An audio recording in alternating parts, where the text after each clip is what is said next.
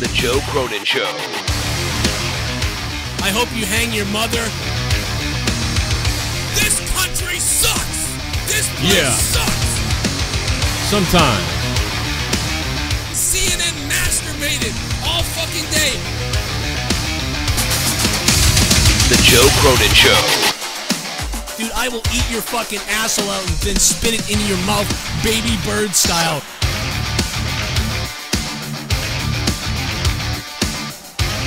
Who wants to go? Sir. I will fuck your ass!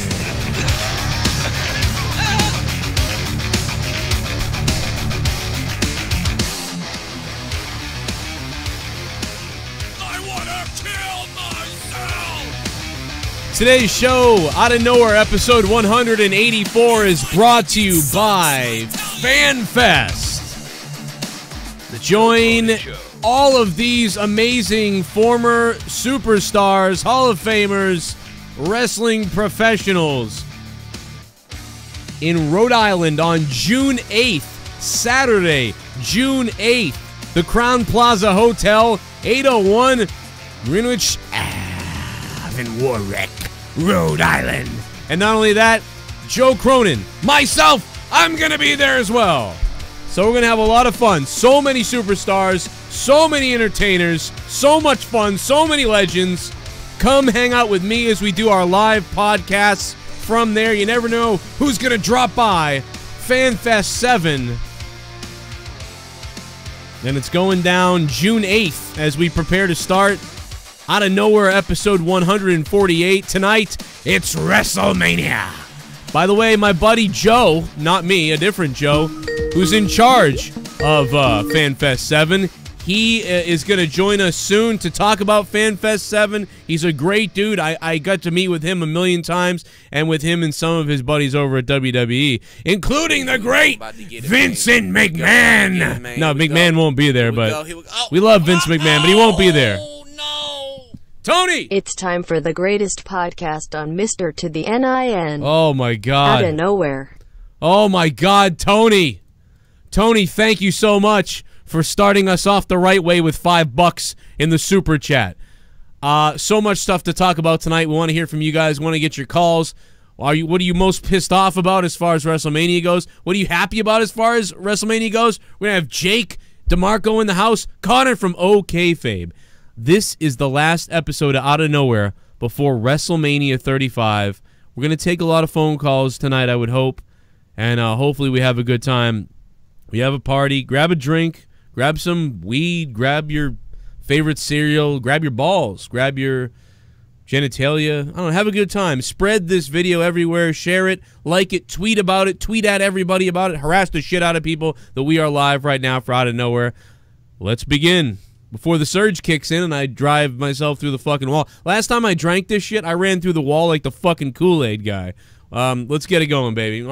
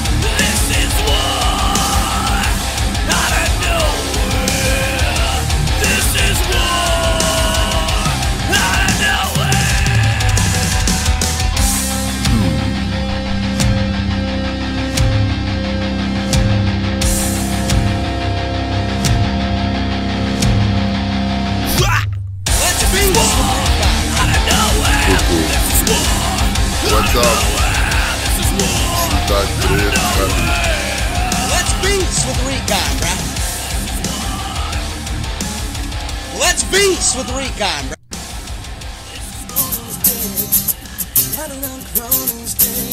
Hey, Jake and Connor, say something. Let's beats with Recon, right? Even though your own show is shit. All you dick-riding fucks with your minuscule channels, all your huffing Cronin's vids like an army of camels, sitting comfy as shit, make your own monetize this. You got 13 subscribers, now you're starting to Twitch. You got the same mic and setup, stop riding his dick. You got the same Skype setup, who you trying to kid? Get your own fucking gimmick, intellectual property. You trying to pass Joe like he's going Monopoly. You won't be making $200, you're getting fucked by the long cock and tennis racket Jones. Come fuck with me, taking you take, and you never give it back. Sitting hitting on the same 6 women in the chat. All of you are riding on Cronin's dick. Even though your own show is shit. Let's beat. Chris Peeps is about as real as a spray tan. Face looking like it's grazed by a rape van. You done fucked up, cuck butt, you suck butt, your cunt's bloody, you dumb fuck, and your mom's a slut. And while I'm at it, fuck you leash, motherfuckers. Hope these words leave you shitting in your sheets, motherfuckers. You are corny little bitches, this is beef, motherfuckers. Watch me beat, meat, skeet, skeet, skeet on your mothers. Starting to think Joe Cronin should start charging admission for all the people that are riding on his dick these days. Fuck. Get your own ideas.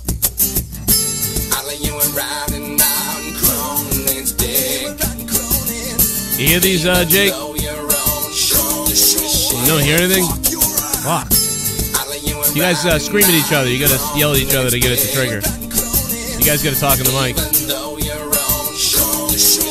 Let's beat with Recon, bruh. All of you are riding on Cronin's dick.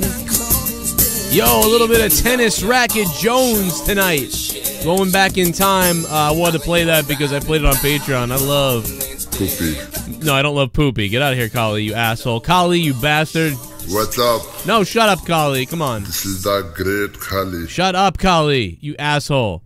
What's up to Connor and Jake? What's up, guys? Can you hear these yet? Not yet, but motherfucker, dude. I played. At least a we can million hear you things. now, so that works out. Yeah, That's all that matters. I played a million things, dude. Usually it's like if you guys are talking and I play a bunch of shit, it works. But yeah, it's not liking us tonight. But that's all right. We're here. It's WrestleMania week, and we're ready to go, baby. Usually I play it with myself, and everything works out fine. no, I'm rock hard. I'd show you, but I don't want you- you to get demonetized. I don't even want to know what Drew McIntyre's privates look like. You ever seen like really deflated bagpipes? I just picture Lots of this. haggis. I picture a lot of veins, you know, a lot of veiny veins. It's a big there. veiny motherfucker. It's a big veiny motherfucker. How's everybody doing tonight? Who's ready for WrestleMania? Yeah. What's I'm up? ready to go. Who's ready? Are you really ready for? Are you really ready? Is anybody? I'm ready to go. No one is. I've got so much news; it's oozing out of me. NXT was trending today. I didn't see the go home show for NXT. Well, Probably better than Raw and but SmackDown combined. Oh, hands down. Before the show aired, it was trending. It was trending this morning. NXT TakeOver was trending over WrestleMania this morning. I saw it. It's trending over WrestleMania. Fucking hilarious. I believe it. No doubt about it. All right. Well, just for the people that just got here, FanFest 7 in Warwick, Rhode Island, June 8th. June 8th in Warwick, Rhode Island, Crown Plaza Hotel. Get your tickets now. $20 for general admission. Bunch of other information on the site, the Facebook page. Look at all the stars that are going to be there, including me, Joe Cronin, and a bunch of other people. And probably we'll get Connor over there, and maybe Jake even. We'll all be there maybe. So it'll be a good time. Who knows? What the fuck was that? That was so creepy. What the hell was that? Who knows? What the fuck? That was like knows? That was like a lesbian haircut tease. Like it's like you were just teasing. Like I might cut my hair. I feel like it would be more masculine if that was the case. Like, who knows? Oh yeah, yeah. It was. I don't know. It was. I don't know what. I just very. My skin's crawling. I don't know, and that's not easy to do. Mission accomplished. Thanks. And you asked yesterday, last night, you wanted to know how long WrestleMania 34 was. Yes. It comes in at a whopping 5 hours, 10 minutes, and 54 seconds exactly. Damn. And that was the live show. So that's means not it the ended pre-show. after midnight. Not the pre-show. Damn. Just the start. Was so that the pre-show was 2 hours beforehand, plus they had coverage before that So it ended up being 7 hours, 10 minutes, and 54 seconds exactly with the pre-show included. Is that the Roman That's Reigns the one? official runtime. No, that's Roman and Brock. But Right. Oh, no, I thought it was last year. What about the year before? Year. What about the Reigns Undertaker one? I have to pull that up now. I have it before. Computer's chugging along here. Just work with me. But yeah, last year came in just about 5 hours and 11 minutes. And this year they are expected to outdo that. So I'm gonna need a fucking case of Monster Energy drink to get through this damn thing. Dude, it has the same start time, so everyone's like, "Oh, it's not going to be any longer." But bullshit. It's about the finish. Really is projected to be lasting longer. How many matches last year? Do you remember that?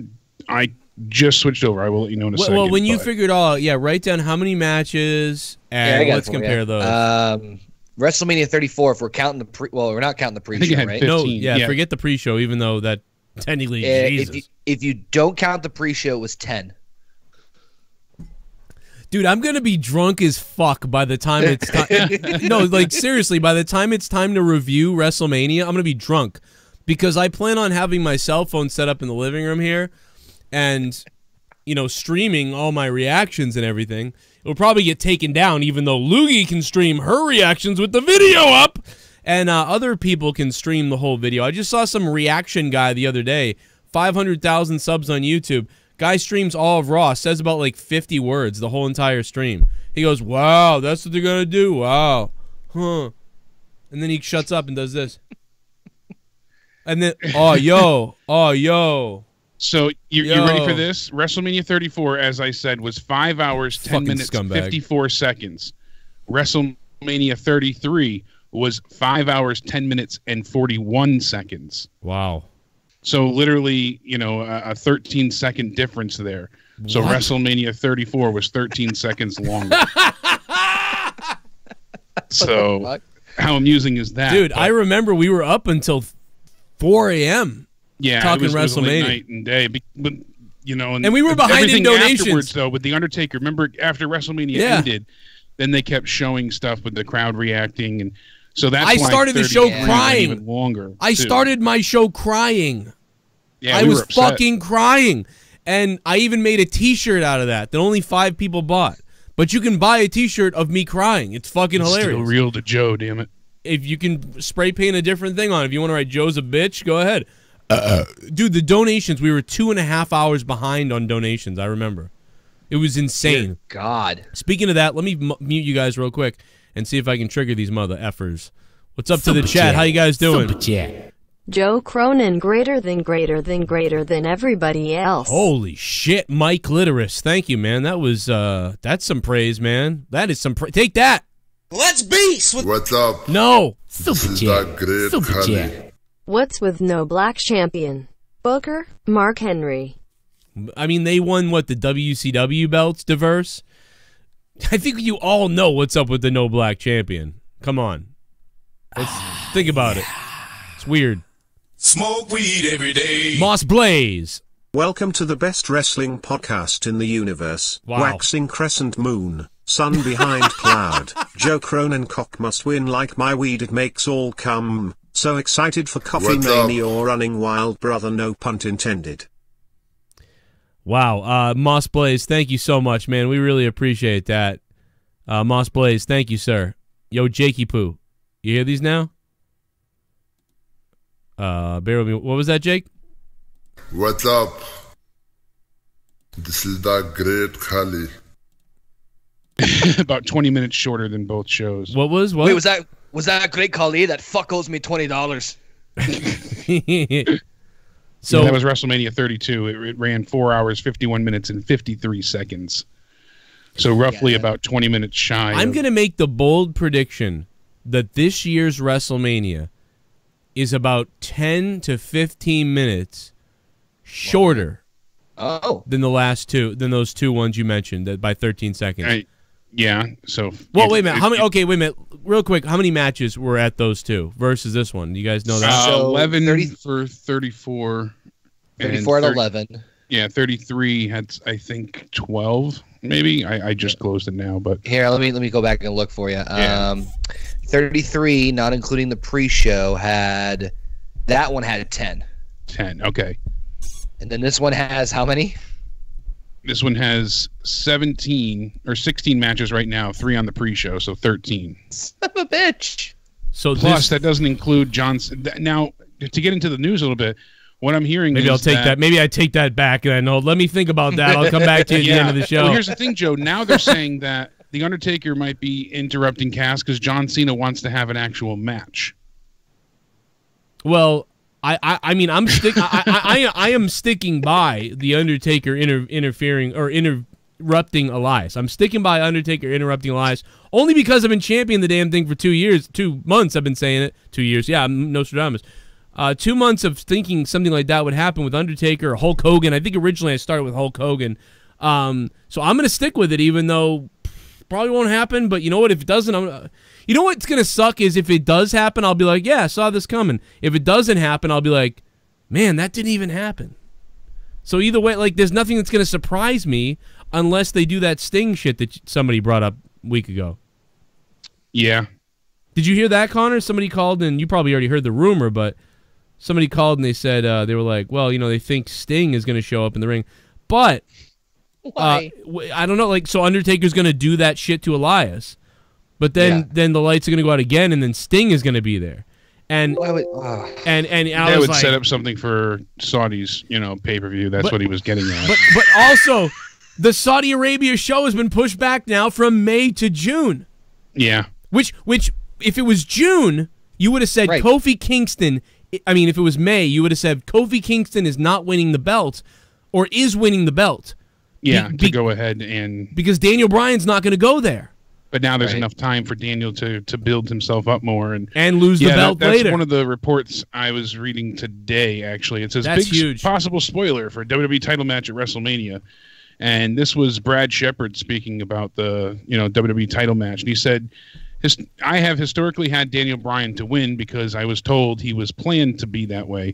Obviously, as we approach closer in time with the story they're telling, it would seem that there's a possibility Kofi could win the match.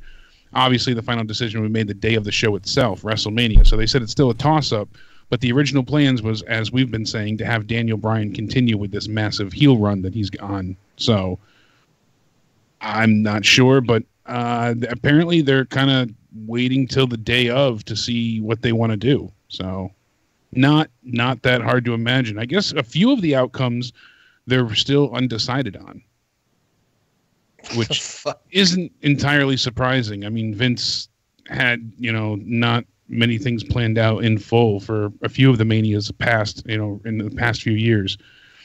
And some of the big decisions that happened were made, just hours beforehand. So not that surprising to hear that they're trying to surprise people. But it works out.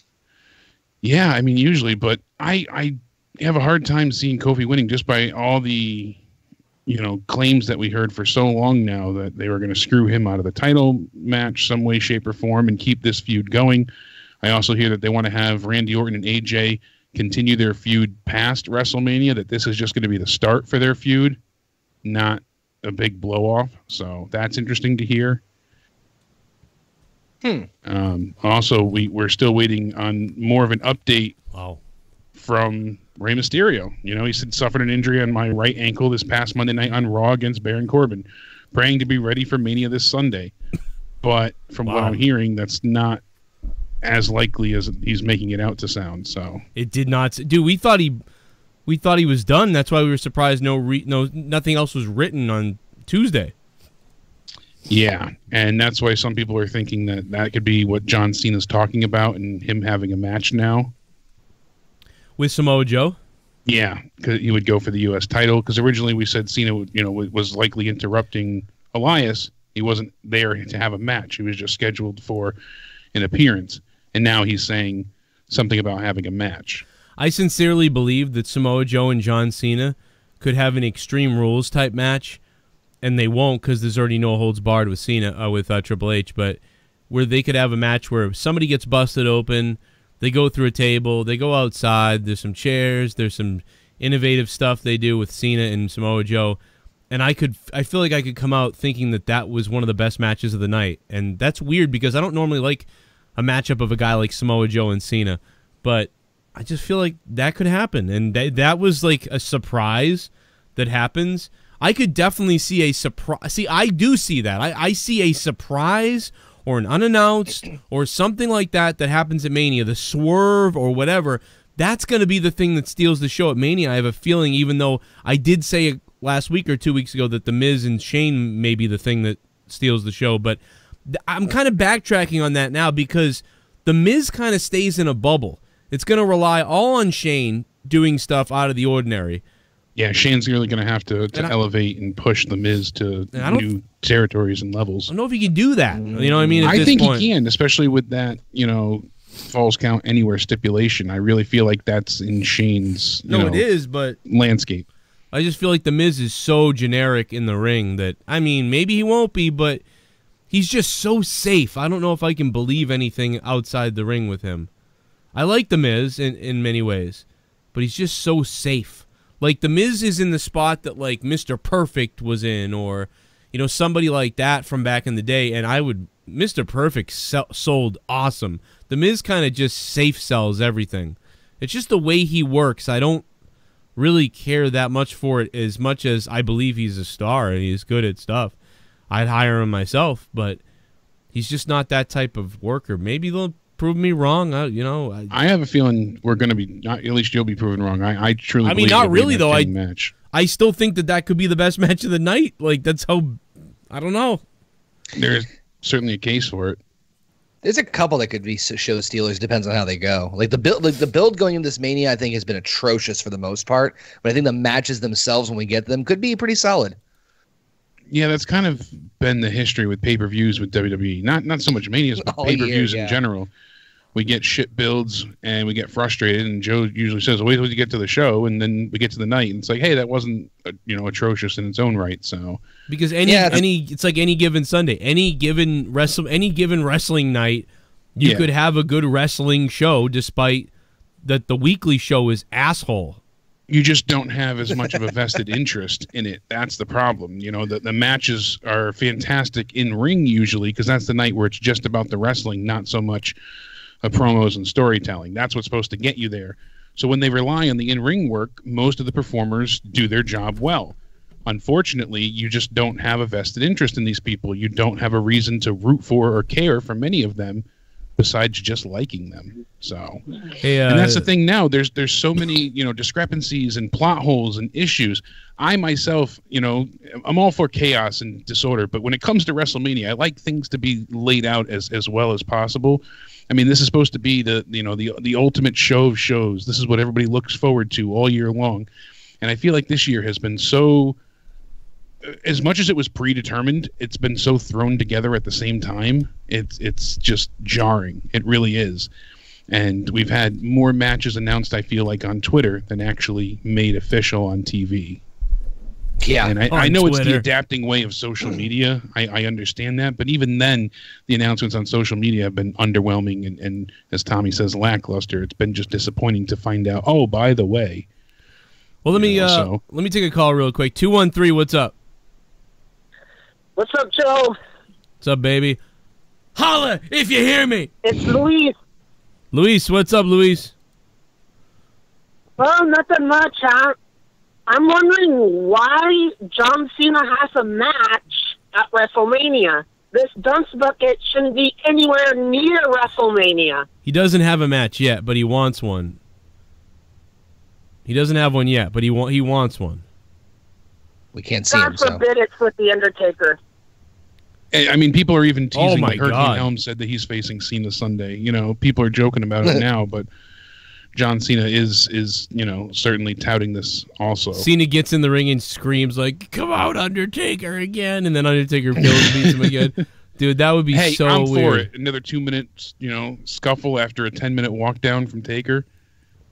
Well, it'd be funny if he tombstoned him one and then said, "Next, try it again. I'll beat you in 8 seconds." Hey, can you guys hear the sounds yet?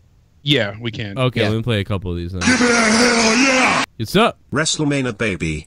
Here's an interesting question. What's your top 10 favorite matches from the PPV? Also, hey Tony Hooker bro up with Kelly's number. Oh, man. WrestleMania. Here's an interesting question. Your top 10 favorite matches at WrestleMania. Let me pause the donations while we try to think of that out of nowhere. Generated. I really appreciate that. I'll throw a couple out there. Ricky the Dragon Steamboat, Macho Man, WrestleMania 3. I enjoyed Macho Man Hogan 5. Goldust and Piper always stands out for me for that was fun ones. That was just such a, as a young kid, that was so bizarre and out there and exciting that always stands out, like the test of time in my mind. Michaels and Razor in the ladder match at 10. The Rock and Stone Cold at 15 for me was another huge one that I always yearly go back to watch, sometimes multiple times a year. One of the best ones out of all these, one of them's got to be Stone Cold versus Bret at WrestleMania 13. That was... Oh, yeah, absolutely. That's going to be on my list. That was awesome. Bret and Shawn and the Iron Man. Yep, Bret and Shawn, the Iron Man, although it is a tougher match to watch when you really go back. It's so long, but it is really damn masterful. So that's a good one. That's on the list somewhere. I think TLC at Mania 17. Yep. Jericho versus William Regal opening WrestleMania. What was that, 17? Yeah, that was 17. Yep. If you were making an opening matches, like top 5 or 10, that would be on there. And I remember thinking when they did that, I was like, oh, that's so great that they're back to like the opening match being this nice match, like Tito Santana's opening match at Mania 1, Tito Santana against Shawn Michaels Mania 7, Shawn Michaels versus Tatanka at 9. Who opened up 8? I think that was Shawn Michaels versus Tito Santana, actually. 7 was something else. So. But, yeah, those sort of opening matches, Bret Hart and Owen Hart at WrestleMania 10 to open up Mania 10. That's another match. Because Bret doing double duty that night, yeah. Yeah, those are definitely on the list. What else? There's more. We're just, thinking about it on the spot. It can be a little weird. I mean, Hogan and The Rock. I like that. Yep. Benoit and Angle from 17. That one was very good. Benoit, Triple H, and Hogan and The Rock, obviously. By the way, Hogan and The Rock is on there, but Hogan and The Rock is also on there because of a lot of the atmosphere, the crowd. Certainly, the match wasn't like, wow, that match was. It's the star power. Yeah, it was just wow. That match became, the crowd was so hyped that that match was so electrifying that you'll never be able to recreate that. That was next level, unbelievable. That will never happen. Maybe. That's kind of like why I like Hogan and Vince from 19, because it's just like, let's see the two of them beat the shit out of each other. That's one of my favorite as well, and maybe even Shawn and Jericho. Yeah. What about Michael Cole and Jerry Lawler? That's a classic. The coal miners. Oh my god, that went on for so long. I dragged in my mind. That's like a 4-hour match. I would go Edge and Flair at Mania. Edge and McFoley at 22. Ooh, that's good. Edge and Undertaker. Triple H, yeah, that was a good one. Triple H. A lot of the Taker matches in those Taker matches are kind of. Taker versus Shawn. I was trying to originally stay away from the Given somewhat, but we already nailed the Given. Really good. Yeah, I remember we were going back to watch that for the retrospective, and I forgot how good that was with him and Punk at 29. You know what we should do is like write them all down and do like a elimination thing until we get to the best match ever or something. Ooh, that would be tough to do, but wow, because it'll be as long as WrestleMania itself, for Christ's sake. Yeah, because these are all good. Flair and Shawn Michaels and Michaels and Taker, Michaels and Kurt, Triple H and Cena at 22. Batista Taker, I feel like was underrated at 23. I'd have to watch that again. I don't remember. That was a good match. Yeah, it was. I didn't think it was going to be as good as what we got either. No, it was much better than I thought it was going to be. What about Kurt Angle and Ronda Rousey against Triple H and Stephanie last year? That was the best match at Mania. That was. I just rewatched that the other day, and that was so much fun. Really? Still holds up well. I just forgot about Kurt and Shawn at 22. Yeah, Kurt and Shawn. Yeah, I threw it out there a minute ago, but I was rambling it out there.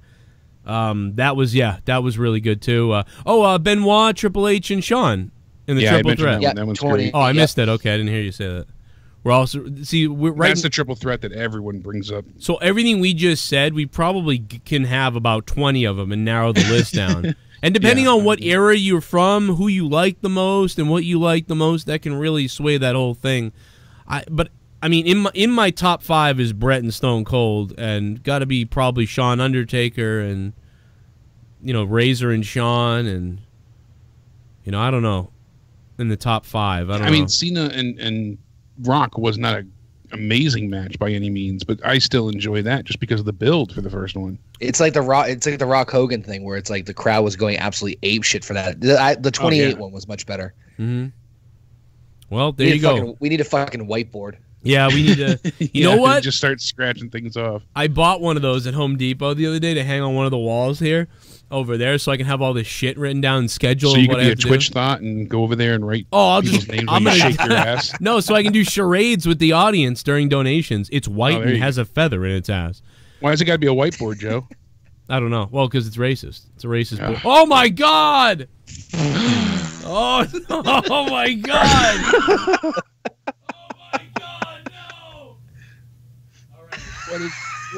What did he do? Oh, my God. He's barely hanging on. That's a grisly sight. For sure. For sure. Joe, he's inflicted enough damage to himself. Wait, he's thinking. Wait a minute. Uh-oh. That's some sort of two-way vibrator. Uh-oh. I was right. I was right. You figure he'd be trying to give him CPR at this point, but... Oh, he turned him into a piñata. That was barely noticeable. He's not hibernating, that's for sure. That's what he gets for trying to swipe his picnic basket. You talk about Hangman Page. All right, let me go back to the donations. That's more like Hangman Rage. That was shocking. You switched over, and I just... Here we go, about to get it, man. Here we go. Surprise. Here we go. Here we go. Unbearable. Did a bunch of bear puns. Let's feast with reconnaissance, brah.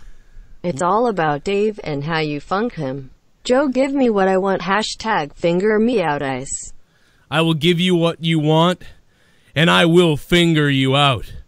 Gotta watch the new Figure It Out show on the network, huh? How about that? I meant to tag you guys in that. I was watching the episode. I'm like, oh, I fucking should have tagged them in this shit. I couldn't believe that, dude. I saw that. I went, what the fuck were they? When did they create that?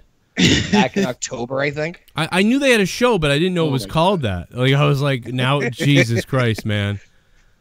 But anyway, Mike Litteris, thank you very much for that donation. I appreciate that. Someone said I Benoit the Bear. Here we go. I'm about to get it, man. Oh, Here we go. God. About to get it, man. Here we go. Here we go. Here we go. Oh, no. Can't wait to see Walter versus Pete Dunne and whoever the dream is fighting, bro.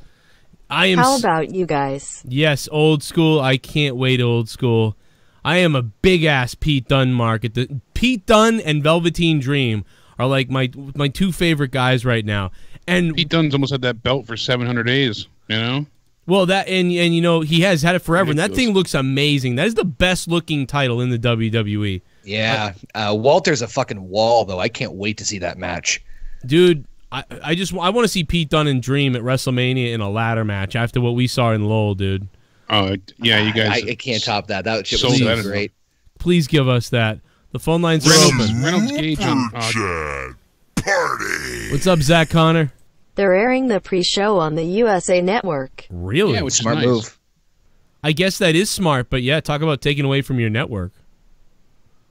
I mean, they're doing it on YouTube and Facebook and Twitter as well, so... I guess put it's it everywhere. Being simulcast all over the place. I mean, at this point, yeah. I mean, you either have the network or you don't, or you're gonna sign up free, or you're not gonna. Yeah. Fine. We'll take away SmackDown from you, but let's do the fucking pre-show on there. Fine, whatever. Reynolds Gage on Twitter went ahead and just showed us that 6 hours ago, WWE said, "Let's get controversial. These are the 35 best WrestleMania matches of all time." Wow, they did it. 8-hour show. Kill me. I'm gonna smoke an 8. Kill me. So, I mean, I won't go through all 35 of them, but number 35 starts with Shane and AJ. So, interesting way to start the list. That's weird. I'll pull up the top 10, though. Top 50, man. Drew McIntyre versus Samoa Joe, Hell in a Cell for Universal title. Damn right. Both are very charismatic, intense, and have good mic skills. Throw in a good build, and there is your main event, not the women. Fuck them. Well, I'm the true draw right here. I'd love to see those guys throw down. I mean, Dickie Nos. Thank you, Dickie Nos. I'd love to see him throw down, but I mean, I agree with that booking if they hadn't already booked the whole, Reigns thing. I mean, where he's facing Reigns, so they would never take him out of that match. Unless you Samoa Joe, you're fat. Give me the belt. There you go. There's the match. There's the match. Could be really good, though. In the mortal words of below average Kali. Mortal? Poopy. In the mortal words, dude. Casey, that's fucking hilarious. Oh my god, that's hilarious. Super chat. Super chat. For some reason, Streamlab doesn't work for me. Pensive face, disappointed face. Really? What is up with that? Mike Litteris, thank you. And I don't know what the hell's going on. Guys, Streamlab's down below. Let me know how it's working. All the donation amounts are listed in the description. Check them out. If you guys want to help the show. And say something. I think Honky Tonk Man will interrupt Elias at WM. That would be pretty funny, too. There Might needs as to well, be, you have to. There better be a whole bunch of interruptions. And then Jeff Jarrett interrupts him after that. Oh, God, dude, it could turn into a fucking circus. Dude, my original idea, do you remember my original idea? And this wasn't necessarily my idea. This is what I believed they might do. And I tweeted it out. And Road Dogg was like, hey, Joe, can I get that 45 seconds back? I said, dude, WWE would have, like, somebody interrupt Elias. So, like, say Honky Tonk Man interrupt Elias. And then Honky Tonk Man knocks out Elias. That or Elias gets one over on Honky Tonk Man. And then another guy comes out. And then, like, Hulk Hogan comes out. And then, something like that where they keep coming out. And either they keep coming out and beating up Elias, or he beats them up until the last one, and it's Undertaker, and he tombstones him. Something weird like that I could definitely see happening. I tweeted that idea / prediction thing out weeks ago to Road Dogg, and he went, can I get 45 seconds of my life back? And I said, come on, Road Dogg, you know who you work for. I was trolling you, but you know that is possible. I don't care what you say, how dumb that is. You know that that's fucking possible. He probably pitched it right after he saw you tweet it. Yeah. If he, exactly. I hope so, because he'll make me look like a fucking Nostradamus fucking, like, he'll make it look like I got ripped off. I mean, what are you going to do? I mean, but no, it just felt like, wow, they would do that. Yeah, no kidding. What do you got? I mean, I don't know. Maybe we should move on. I'm distracted by the GIF. Is there? Yeah, that's me sucking it right there. Well, no, right? That's just me. I'm testing the air to see if it's good and pure. You have to stick your tongue out and see how the wind is coming. You can tell it's good. You can tell it's good. You can tell it's good because you weren't blinking. Yeah, never blink. Never blink. By the way, everybody in the chat right now, stick the thumb if you're on a tablet, phone, computer, whatever. Of course, if you're on Xbox and shit, I know it's hard to do it. But if you're everywhere else, take the thumb, that like button, but that nice thumb. Shine that shine that thumb up real nice. And I want you to stick that thumb up my ass right now if you're watching this show. All right, let's move on to some more of these. Yeah, baby. You want to see my dick? I'll take my dick out there right he now. is, Mr. I'm Sean's View Entertainment. And you want to see Mr. Use the Dead for Views. Do you want to see I use the dead for views. I use the dead for views. Rips View Entertainment.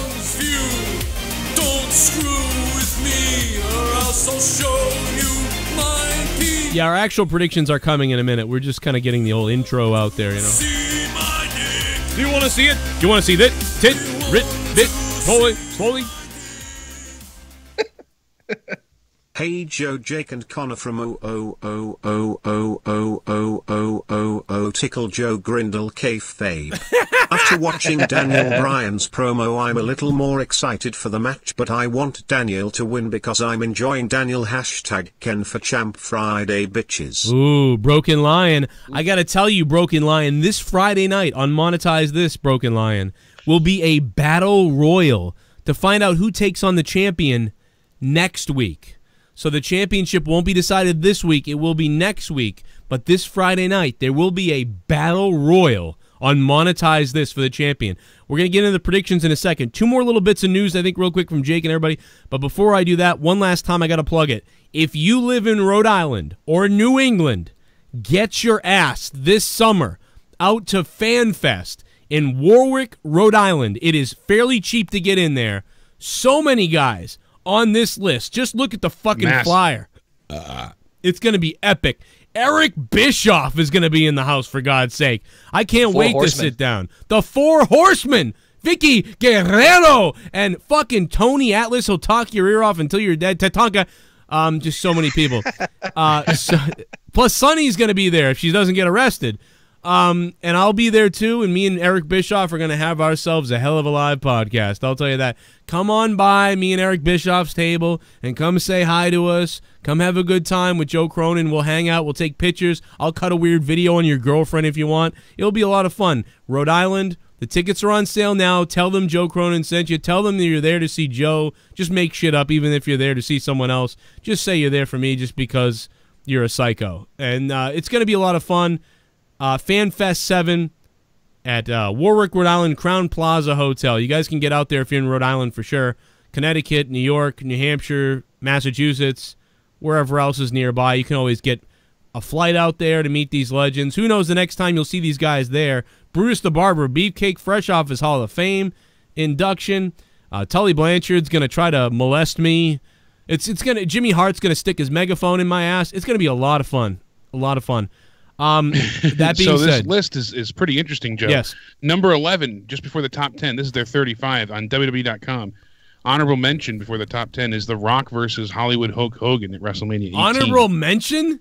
Yeah, so that's, well, I mean, it's on the list, but that's number 11. Doesn't make the top 10. Well, no, that's okay with me. I know the match wasn't that great. I mean, I'm surprised that's not in the top 10. So 10, we have Shawn Michaels, Ric Flair, the career-threatening match, obviously, when Flair was retired. You know?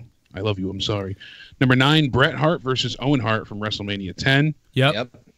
Number 8, Bret versus Shawn, so the Iron Man match. Okay, I would put that, believe it or not, I'd put that number 10 maybe. I was going to say I'd switch it too. Number 7, Shawn versus Razor for the IC ladder, the ladder match. So that's at WrestleMania 10. Yeah, that'd be top 5 for me somewhere though, but okay. Number 6, Dudley's, Edge and Christian, the Hardy Boys, tables, ladders, and chairs for the World Tag Team Championship at WrestleMania 17 or X7. Okay, yeah. Number 5, Shawn Michaels versus Kurt Angle at WrestleMania 21. Yeah. A lot of Shawn here, if you notice, Mr. WrestleMania. Why not? Number 4, Stone Cold Steve Austin versus The Rock at WrestleMania 17. What? 17, X7. I would have said no. Oh, wait a minute. That's No. I'm sorry. Wait a second. No. I thought you were going to say Bret Hart and Stone Cold. No, believe it or not, I believe one of the best matches, I think, if I'm not mistaken, was Stone Cold versus The Rock the year that he turned heel. The year that he turned heel because the ending. That's 17. Yeah, the ending was horrible, but like the match was the match best. was excellent. Yeah. I prefer their first meeting. But all right, number 3, Bret Hart versus Stone Cold Steve Austin, the submission match at WrestleMania 13. I agree with that. Top 3 for sure. Number 2, Macho Man Randy Savage versus Ricky the Dragon Steamboat for the IC title at WrestleMania 3. Is number 1 Shawn and Taker from 25? It's got to be. Number 1 is indeed The Undertaker versus Shawn Michaels at the 25th anniversary of WrestleMania. Even though it's not really the 25th Even though it's not the 25th anniversary. That's always driven me nuts, but 30-minute match that was, too. The showstopper took his first crack at the Phenom streak. Mr. WrestleMania fell short, and he came close enough that, they ended up doing it one more time. What a amazing match that is. That really is like the match. It's pretty close, man. This list isn't too far off of what I would say. No, I was expecting a few other odd picks here and there, but I don't see many that we haven't mentioned on this list. Can you tell me Daniel Bryan's number on the 12, 35? WrestleMania 30. Can you tell me on the 35 is, because I really do believe that Piper and Bret Hart at Mania 8 was a really good match. Is that on this list at all? I saw it. I was skimming through it. It's Daniel on Bryan's there. win Really? at 30 is 12. 13 is The Undertaker and Shawn at 26. Eddie Guerrero and Kurt Angle at WrestleMania 20 is 14. 15 is Warrior and Macho Man. What? Yeah, I think 16. I think it's towards the bottom, actually. Hold on. Let's see if I can. Rock. Yeah. Kurt Angle and Ronda Rousey is 17. 18 is John Cena versus Shawn wow. Michaels.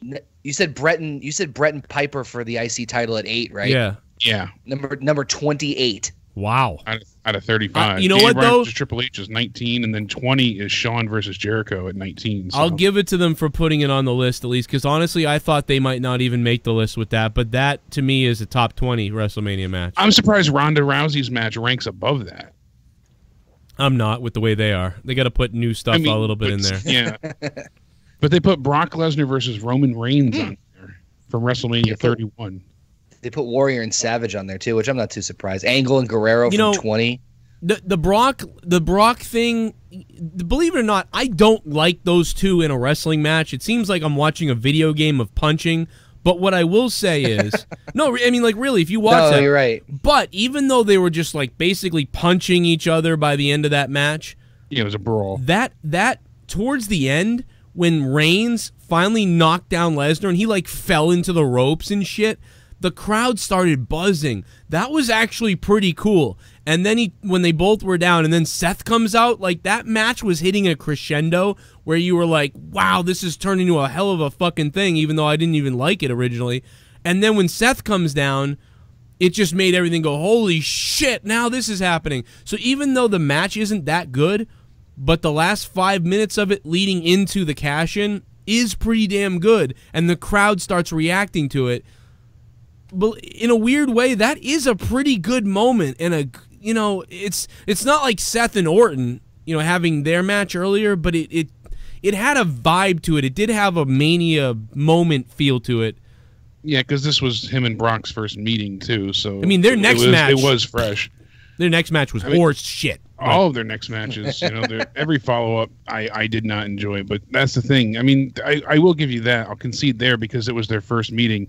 It had more of excitement to it, exciting feel. No, I don't even mean because it was their first. It could have been their 9th meeting. I just mean because of I'm honestly giving them credit for how they did it. By the end of the match, I didn't give a shit most of the match. But by the time when Roman started fighting back, and it's the way Brock Lesnar sold the punches. Reigns was punching him, and Lesnar was like fucking falling into the ropes and then shooting back up, trying to stay up. Lesnar made that seem really cool. I don't know how to explain it. Like, and I started being like, whoa, that's pretty awesome. I hated this match, and I hate these guys, but wow, that was pretty cool. And then Seth comes out. So, like, I would just say that ending is pretty good. They have Sasha, Charlotte, 50. and Becky's triple threat on here. 26, greatest match. I greatly disagree with that. From WrestleMania 32, that was so underwhelming. And to beat some of the other things that it's going to beat. It beat Bret Hart versus Roddy Piper. I mean, that not was number a chance. 26 on their list. Jump off a cliff. Like, not a chance. Like, Roddy Piper and Bret Hart, WrestleMania 8. Anybody watching right now who has the WWE Network, who has nothing to do later on, and puts that match on, is going to be like, wow, that was pretty good. That was just the IC match in the middle of the show. Like, it's really good. Pretty much, though, all of the matches we named ourselves quickly are on here. Yeah. Shane and AJ, Mick Foley and Edge, the Money in the Bank ladder match we didn't bring up, but that certainly is there. Roddy Piper versus Goldust that I mentioned. The Undertaker and Brock Lesnar is number 31, and I wouldn't put that on this list because the match itself wasn't great. Horrible. It's only memorable because Brock ended the streak. Yeah, if you were to make a top whatever Mania moments, that's up there. But that match was horrendous. Yeah, there's a difference between moments and match. Taker was concussed almost the first 3 minutes, if I recall. Nothing was right. Like in that, that was not a good match. Neither was obviously Roman and Taker.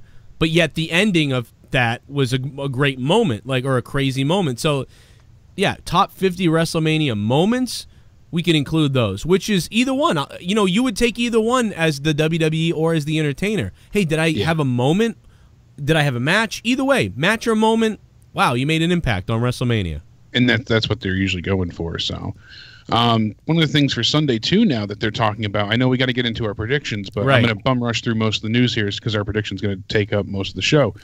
WrestleMania 35 match result to be changed after Superstar decides not to leave for WWE, or leave WWE, excuse me.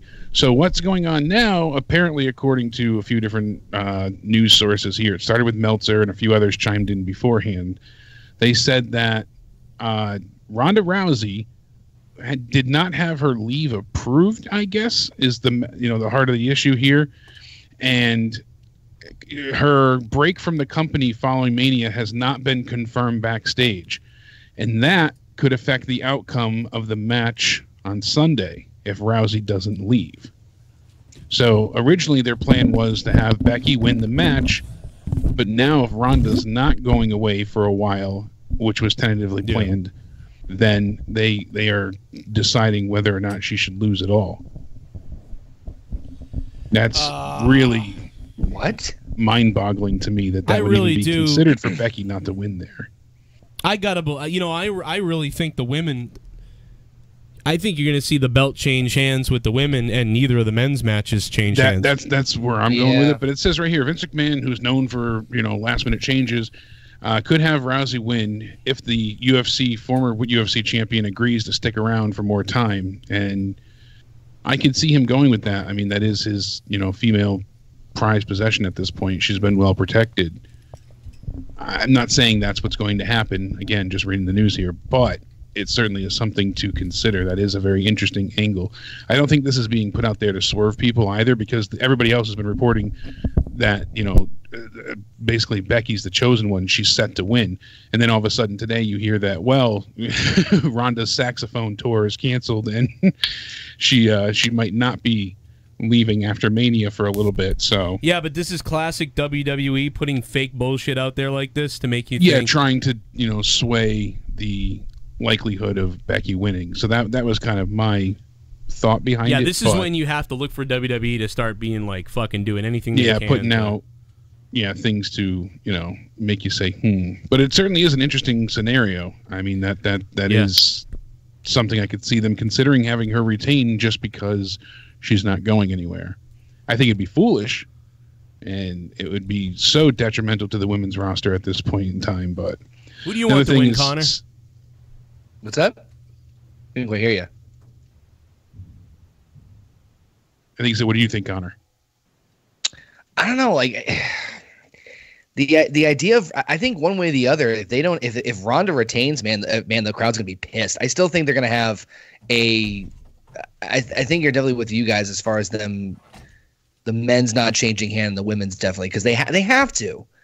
At this point, the way they've been, especially with the way they've been doing the fucking storyline lately, with piling so much shit on top of it, like, my God, how much more does Becky have to overcome? If either Charlotte or Ronda walk out as the champion on Sunday, I'm just saying, like, I'm not sure if they're going to do that, but if they do, it's going to be a lot of boos at WrestleMania main event again. That would really be a sour way to end Mania. We've seen the heels walk away victorious before, like with Lesnar, but people weren't exactly going crazy for Roman Reigns either. So it's not like it was that heartbreaking of a scenario where the people are behind. That would be like Daniel Bryan losing at 30 if Becky doesn't win, essentially. Yeah, that's kind of what I was thinking. Yeah, it is concerning. Like, I know that nobody was happy with Roman at 32. A lot of this is going to be on feeling. I don't think they're high on a lot of these wrestlers, because who the hell is the person that everybody just needs to see win right now? The two candidates are Kofi Kingston and Becky Lynch, and by the way, I changed mics just because I needed to stand. I've been sitting for a long time. I don't want to get a blood clot, and Kofi and Becky, but it really feels like it's going to be somebody who's just somebody different. It feels like it's going to be an unexpected person that the crowd goes off for, cheers for, or they're going to, or if we don't get enough swerves and surprises at WrestleMania, you're going to get into a situation like last year where at the end the people are booing the main event. But I think WWE is aware right now that with Charlotte, Becky, and Ronda, that the people will not boo the main event. So at least that's out the window. And you think it could happen? If they go the wrong route, yeah, I think they could. If they start to mess things up, yeah, Connor's right. They've done it before. I wouldn't be surprised if they. I mean, I think you're right, though. I think that they're smart enough to know, or at least I hope they think they're smart enough to know that. But you've never seen anybody boo. You've never seen anybody boo the main event. But I was at 32. They booed the main event. What? And that was Triple H, right? Triple H Roman, yeah. Really? Mm-hmm. That was tougher to tell on TV, I feel like. Oh man, we heard that was one of my cherished memories of that thing. Oh really? To over 100,000 people just vehemently, like, it wasn't like a mixed thing or like, oh, I might have heard this. I mean, it was fucking crystal clear. They booed the shit out of that main event. Nobody wanted that. I mean, again, injuries and shit, blah, blah, blah, but like, they booed the shit out of that. If you go back to that, they really built the Roman Triple H thing pretty good with the whole bleeding thing, and I hated it at the time, but they did. It was much better than now. What do you think, Dave? Hey, did you see my sign in the crowd that night? I sure did. Were you on the other side? No, I was on that same side. That was what, like 2 or 3 rows in. Yeah. I was 12th row ringside, so I was like, Jesus. I was right before, like, I kind of giggled about it. I was right before they gave out like the signature collection chairs that they give the pay-per-views. I was like 1 row before. I'm like, fucker, but oh well. But yeah, we were really close. That's awesome, man. I still, earlier today, they were showing replays on the network of stuff, and I saw that, and they zoomed in on the sign and everything. I'm like, dude, you know how cool it is that it's too bad it's that long ago now, but WrestleMania 32, that like, every time they show anything from that, it's like there's that Joe Cronin Show sign. And I got to shout out James, man, for bringing that. You're a beast, man, if you're still listening. He hates me now, but I'm pretty sure he might be listening still. I don't know, because of that fucking cow. But let me just move seats over here real quick.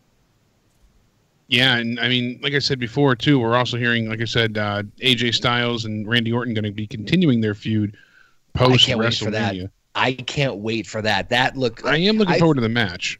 There's a couple of matches on this card, legitimately. Like I said before, the build has been shit or not that great, but the match itself, I'm very, very interested into it. I think the build for this has been pretty good. Originally, I wasn't sold for it. Then they had that one promo against each other, and I'm like, damn, I'm in. The most recent one for the Go Home show on SmackDown, it was kind of just a rinse and repeat of what they said against each other, but it was still so personal and scathing that it struck a nerve, and I'm all about this match. And for Orton, it takes a lot to sell me on an Orton match. I think they're going to kill each other. Yeah, they're really pushing on the fact of like the RKO could, out of nowhere end this match instantly. But AJ's so technically sound that he's able to counter it, and that's why they were really trying to showcase, the power of one and the ring awareness of the other. So it is two different styles clashing, pun intended. The obvious thing is Styles wins. Do you think it's possible that Randy goes over? Yes, I think Randy's going over. I think so too. Not to be the third squeaky wheel here, but yeah, I agree as well. I had seen AJ losing here. I think he's going to set up something big and then RKO out of nowhere yet again, and Randy wins. I honestly think they're going to do that, and he won't win. And then with the referee down, he might RKO Styles on the cement outside or on a chair or something like that. But that's my opinion. I don't know. So, Joe, I know you said that you think that they're going to do some sort of like shock or swerve or something like that at Mania, which I completely agree with you. And I think there's either one of two things. Yeah, maybe a couple. I think because, when everyone's like, when they were talking about Taker's streak, I think a couple of people did interviews and said Vince always likes to do something crazy or big or different for Mania to make it like memorable. And he tries to do, like, 31 had the cash in, 32 had, I don't know what 32 had. 32 had your sign. 30 had the streak. 32 had your sign. 30 had the 30 had the streak. 30 had the streak. 30 had the streak. 31 had Seth cashing in. 32 had your sign. 33 had Taker presumably retiring. 34 I felt like had like not only Ronda but also like just that the Taker thing, and then like the very like weird ending to Mania with Brock and Roman. But I think the Taker thing was more the big thing. So 35, I think there's a couple of things, but I have a weird prediction. I don't want to jump the gun here, but I think Batista's gonna win. Oh, you think Triple H's career is over? Yeah, I don't think so, because the Saudi Arabia stuff. I would think like every part of me says that Batista would win here and Triple H's career would be ending if it wasn't for them still needing him for the overseas stuff. Because as far as day-to-day operations and everything else goes, he fills that role so nicely that he's really not needed in the ring anymore. They don't need him for anything U.S. or home-based, just to sell tickets when they do Australia and the Saudi shows, things like that. That's the only reason I could see them not wanting to have his career ended. Well, there's a bunch of reasons why it makes sense for Triple H to win. Batista's only in for the one-time deal. Triple H is still wrestling. Like there's tons of evidence to support Triple H walking out the victor. Like it's pretty like easy, cut and dry. But I mean, I just have this weird feeling that would be the big, like, no, like it's like the Taker streak thing. No one expected Taker to lose because the Brock build was so like mediocre. It's like, oh, it's another Taker streak match. Yeah. And it just seemed kind of random. Like, why are they having Triple H put his career on the line for this? Like at 2 weeks before Mania, like it seemed very odd. And it just, yeah, I mean, you're right about that, Connor. Absolutely. What they did this similar thing with Michaels, I feel like, not that long before.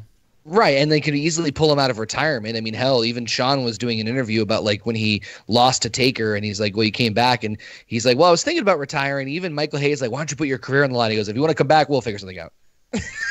Yeah, yeah. I mean, see, they can always write it into existence. But they can always find a way to retcon. Saudi Arabia is coming like this June. I mean, why? What if there's a double D? What if there's a DQ? Well, there's no DQ because it's on no holds barred. No holds barred. But yeah, some people said that originally it'd be just a end in a no contest. They both can't answer, but with no holds barred, that makes it more difficult. And one of the things that the same person that told me that it was going to be for the career match, 2 months ago when I had said this, roughly, also said that there was going to be outside help from Ric Flair for Triple H to win. Makes sense that would happen, especially with the way Flair was beaten down. Is he going to come in a wheelchair? I don't know. He'd be a distraction option or something. He ruined Flair's birthday, so here's your cake. Let me eat it too, kind of scenario. Woo. Just woos him to death. But imagine this. Imagine if Flair comes out, you think he's going to help Triple H, and he helps Batista. Wow. That would be a hell of a swerve. Hey, you beat the shit out of me. Here you go. Like it was, we never saw him hit, but Batista we never saw him hit Batista. True. That's true. Or Ric Flair, excuse me. So we only saw him drag him out. And we could say this was all set up to get Triple H to retire. Oh man, that would be that would be so. Something weird is up, but I am just gonna. we gotta start at the beginning of the card in a minute. But let me play a couple of donations. Do a little basketball dance off the concrete. I mean, I'm just so sick of you little meth head devil worshippers. I'll be honest, I'd like to take a big bite out of your face. Tony, thanks for the 10. What if no one interrupts Elias? He starts to play and 20 seconds into it everything goes black, and when the lights get cut back and the guitar is the only thing you see. How would you react to that? I don't know. That could be funny if they're like it's just he got kidnapped. Or where's Elias? What the hell happened to Elias? And then like Bray Wyatt's kidnapped him, and the whole show he's like got him in the boiler room or something. I'm gonna make you pregnant like JoJo. Run. I'm gonna have to impregnate you with Sister Abigail. Oh my God, dude! What? Imagine if they did a storyline where Bray Wyatt had to impregnate Elias with Sister Abigail. Then he does, and then on Monday Night Raw, Elias comes out possessed. Dude, I'd do that shit. That's funny. Don't get me wrong, there is def a glass ceiling BC. There should have been more black champs, but Booker and Henry won WWF WWE. I know Booker also won WCW 4 times. That's why I don't get my people are saying Kofi would be first. Oh, you're saying you don't get why he'd be the first champion? Because Kofi would really be the first WWE champion.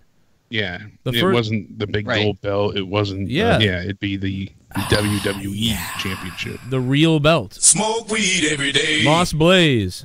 I love my sticky icky like Joe loves Leah like fat kid who loves cake like aliens like to fuck with us. Hell Even though yeah. she's a mic robot, I know one mic that will look good in Charlie Curaçao's holes. Up, down she goes on the cock. Petrol pump. What's up? Falling leaf. Banana. Peach. Oh my God. Kill me. She's that great Khali. Yo, Moss Blaze, man. Smoke up with me, man. Buenos noches, Moss Blaze. It's midnight time.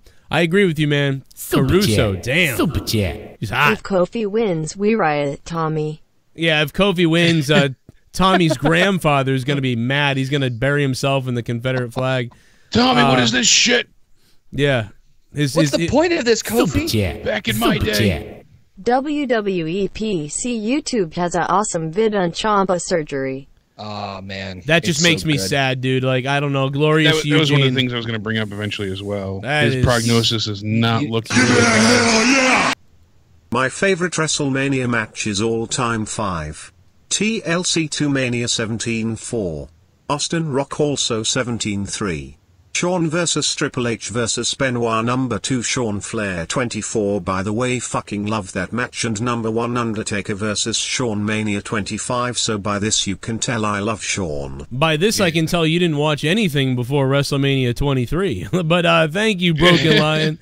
Broken Lion, I love you. Thanks for subbing, by the way, everybody. Super Chat Party. We're getting ready for WrestleMania. Going to be live all week. Jericho versus Benoit versus Angle, Mania 16. Yeah. Jericho versus Benoit versus Angle. Yeah. And that was one of the better things at Mania 16 because 16 was not very good overall. Yeah, 2000? Yeah. Yeah, WrestleMania 2000 was unfortunate because, like, 14, I don't know, it's just weird. I liked... they were in this, like, weird transition, too. Yeah, that was the last time they wrestled. They had a show with, like, a smaller area. Hey, 201, I got you on the phone. I will put you on in just a second. Give me 1 second, 201. Shit, we'll get you on here. Gook the Humpster Broski. Here's $5 for lynching the bear. You're welcome. Aaron Hernandez is looking up smiling. I learned from the best, one of the greatest New England Patriots of all time, Aaron Hernandez. That is how I became the best murderer in all of wrestling. Gook the Humpster Broski, thank you for becoming a $5 shit bum. The best bear murderer for sure. For sure. Coming for sure. down the aisle, weighing 555 pounds. The Great. All right. Well, it's funny that you mentioned that because they actually have a thing going on right now with the competition. Oh, you ain't getting a word in, Dream bitch. on the main roster. No words in, you Jake. guys should know better. Vince/Creative will have no idea what to do with him. He'll come out to a big pop, be popular for a few weeks and eventually will be in Titus Catering. I love Dream but I'm afraid he'll be set aside. Movado. It would be... Listen, as mad as I am about Bobby Roode and some of those guys, Shinsuke Nakamura and Bobby Roode, Dream, I will fucking flip a lid, dude. I will eat a donkey's ass. I will lose my mind if he's not booked to the high heavens. You're my man. I wanna see you naked. Give me that Superman punch in my rectum. Give me that Superman punch in my rectum. And I don't care if your fist goes up my asshole. Roman Reigns. Roman Reigns. Yeah, cancer-free. Cronin, give me what I want. You fuck. I'm coming for you, Puto. Puto, I will give you what you want. I will give you your mother, who's a dog, who's a perro. I'll give her my cock anytime I want. El Gallo, you motherfucker, I swear to God, I will give you 8 punches to the sphincter. Ocho to the sphincter. Sorry, thank you for the $14, Roman Reigns. Appreciate Friday that. and Saturday, Joe, Grizzly Bear Wrestling has a challenge. Oh, no, you're not going to get a word in. I don't think you understand, Jake. I don't think you understand, Jake. But they're wrestling a Grizzly Bear for $1,000. Roman Fucking Reigns Khabib. Crazy. Skylar Fat. Penis. I like Roman Reigns' penis. Ugh. My name is Skylar Fat.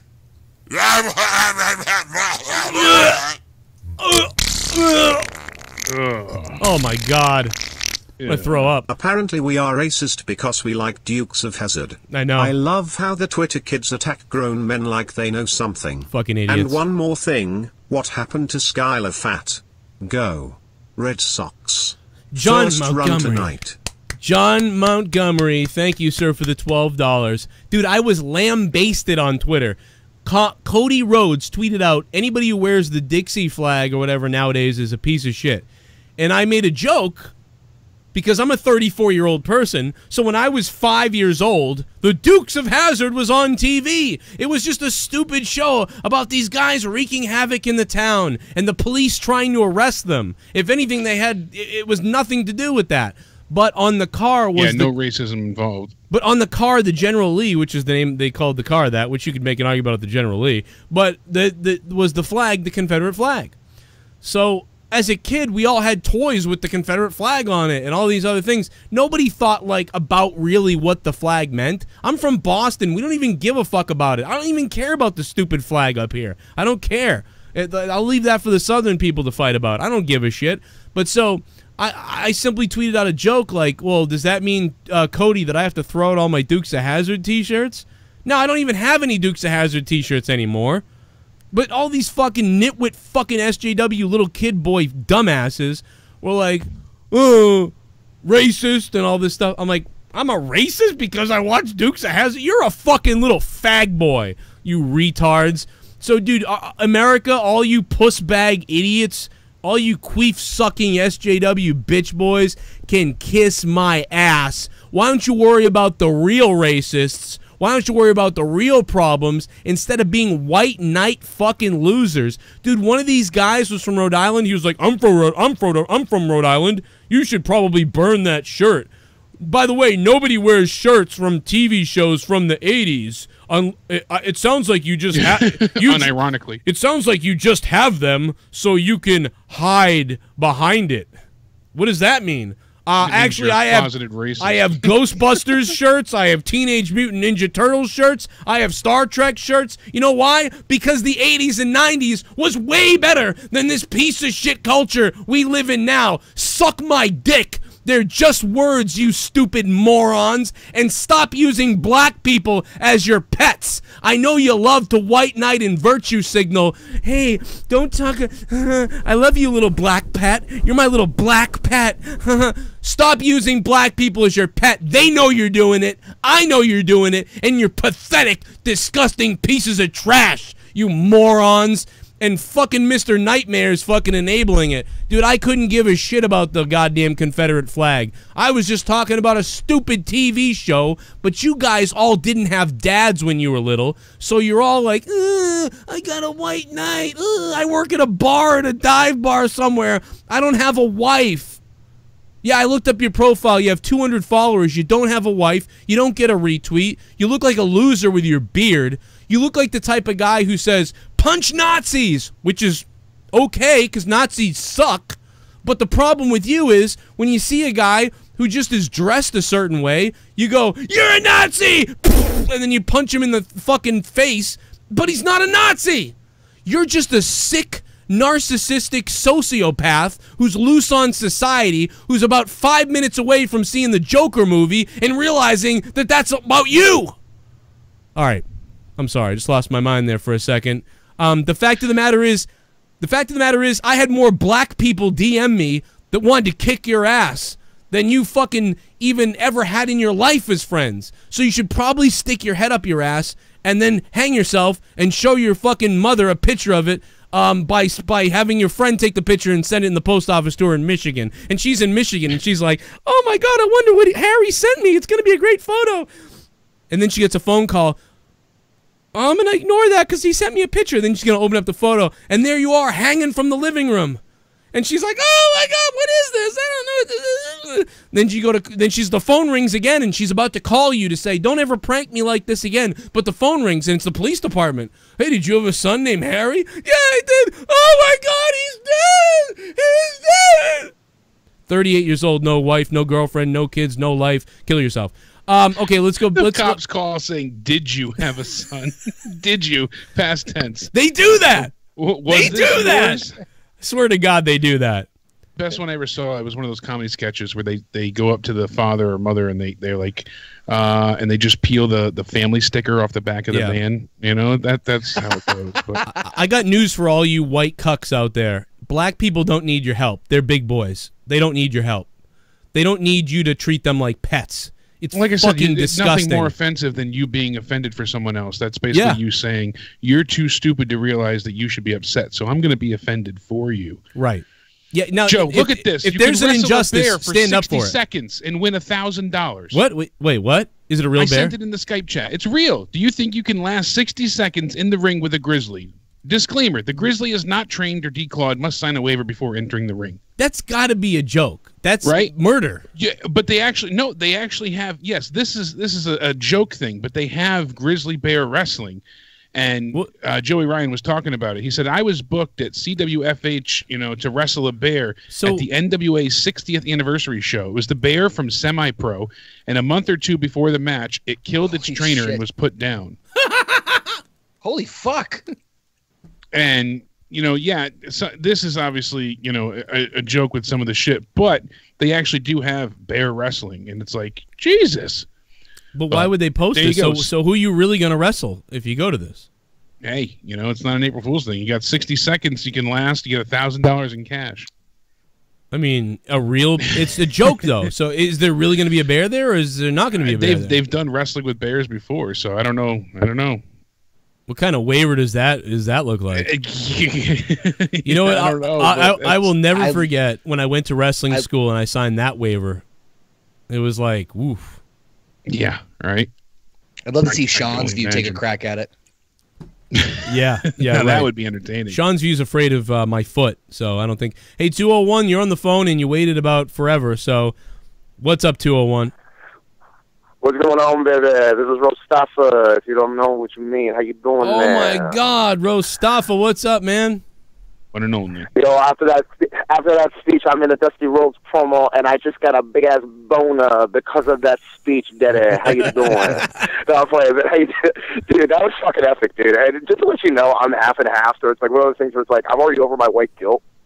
Right. By this point. Yeah, you don't know what to do. You don't know whether to stick up for yourself or what to white knight yourself or what to do. No, because here's the thing, dude. At this point in time, like, racism is, like, over my head to the point where it's like, even if somebody tried to be racist, I'm like, dude, have a beer, sit down, relax. You want to smoke one? Let's smoke one. Let's go. I mean, and they'd be willing to do that because who doesn't like weed? Whenever it happens to, I mean, there's places it's bad, but whenever it happens, I feel like, is this really happening? Like, is this guy really doing? I've honestly, I mean, I know it happens. There are places it happens horrifically, but just in my personal life, it's happened to me a couple times where someone said something about me being white. But like, and I've seen it a couple times in real life too, from white people to black people. And every time it happens, whether it's to me or somebody else, I always think like, what the fuck, is this really happening? Are you kidding? Holy shit! Did you hear about the story with Dick Murdoch and how he tried to get? I think it was. Oh, God, who was it? It was one of the black guys. I think Rocky Johnson or somebody. Really? And literally trying to bring him to a K. Riley. Oh, my God. Like, as a goof or like because is legit. That's a legit shoot. That is a legit shoot. Homie did not know, and apparently it was just a practical joke, at least from Dick's point of view. But that's dangerous, though. Like, that back, even, like, that's dangerous. That is really dangerous. Like, that was retarded. Like, oh, my God. But it was a great rib. See, like, you know what a better rib for me would be everybody go to the Klan rally painted black. Even if you're white, you paint yourself black, and everybody just beats the shit out of them with wiffle ball bats. Like, I mean, I don't know. That'd be funny. No, but or drink the cran. Who knows? But anyways, yeah. But anyways, we get back to Mania, if you don't mind. Yeah, please get us back. Oh, I mean, this is all because of Cody Rhodes. I said one joke, like, do I have to throw up my Dukes of Hazzard t-shirt? Like, and it turned into a fucking rampage. Anyway, back to Mania. Okay. I was a Dukes of Hazzard fan myself, and it's not because of the jam generally, but anyways. So, so going on with Mania, so I'm there the entire weekend. I'm there at NXT. I'm meeting Kevin Nash, I think, on Saturday, hanging out, and then Sunday is Mania. We're tailgating, me and my boys. But, I mean, realistically speaking, and I got to be quite honest with you, I have not watched the product in a year. I've just been listening to your reviews after the fact. And just really looking at the card, honestly, I haven't been hyped for a Mania since, like, 05, which was, I think, 21. In LA, and even looking at the card right now, dude, there's no build-up other than maybe the two main events with Kofi and Daniel, which was a great story that happened out of nowhere, and you have the triple threat, winner take all. But even then, it's like, dude, you could have built that up so well if you wanted to combine the belts, and would have made more sense if you would have done it starting at Royal Rumble and like make it like into this entire feud where the belts meant more. And now the SmackDown title doesn't mean anything at this point because it's like we're going to take it off of Asuka. We didn't build Asuka up, and now it's just a throwaway title. Well, that's why I think they're going to mean anything. They're going to combine them. I mean, probably. So that's probably part of what they thought. Like, let's just make it one belt now. Yeah, and I mean, again, there's a lot of belts in the company. Personally, I'm not a big fan of a lot of belts, but it is what it is. But looking at the entire card as well, I remember you talking about Batista and Triple H. Dude, if they go with no contest, that audience is going to erupt with so much booze to the point where literally, like, even if they do the Ric Flair angle and there's no contest, dog, people are going to walk out.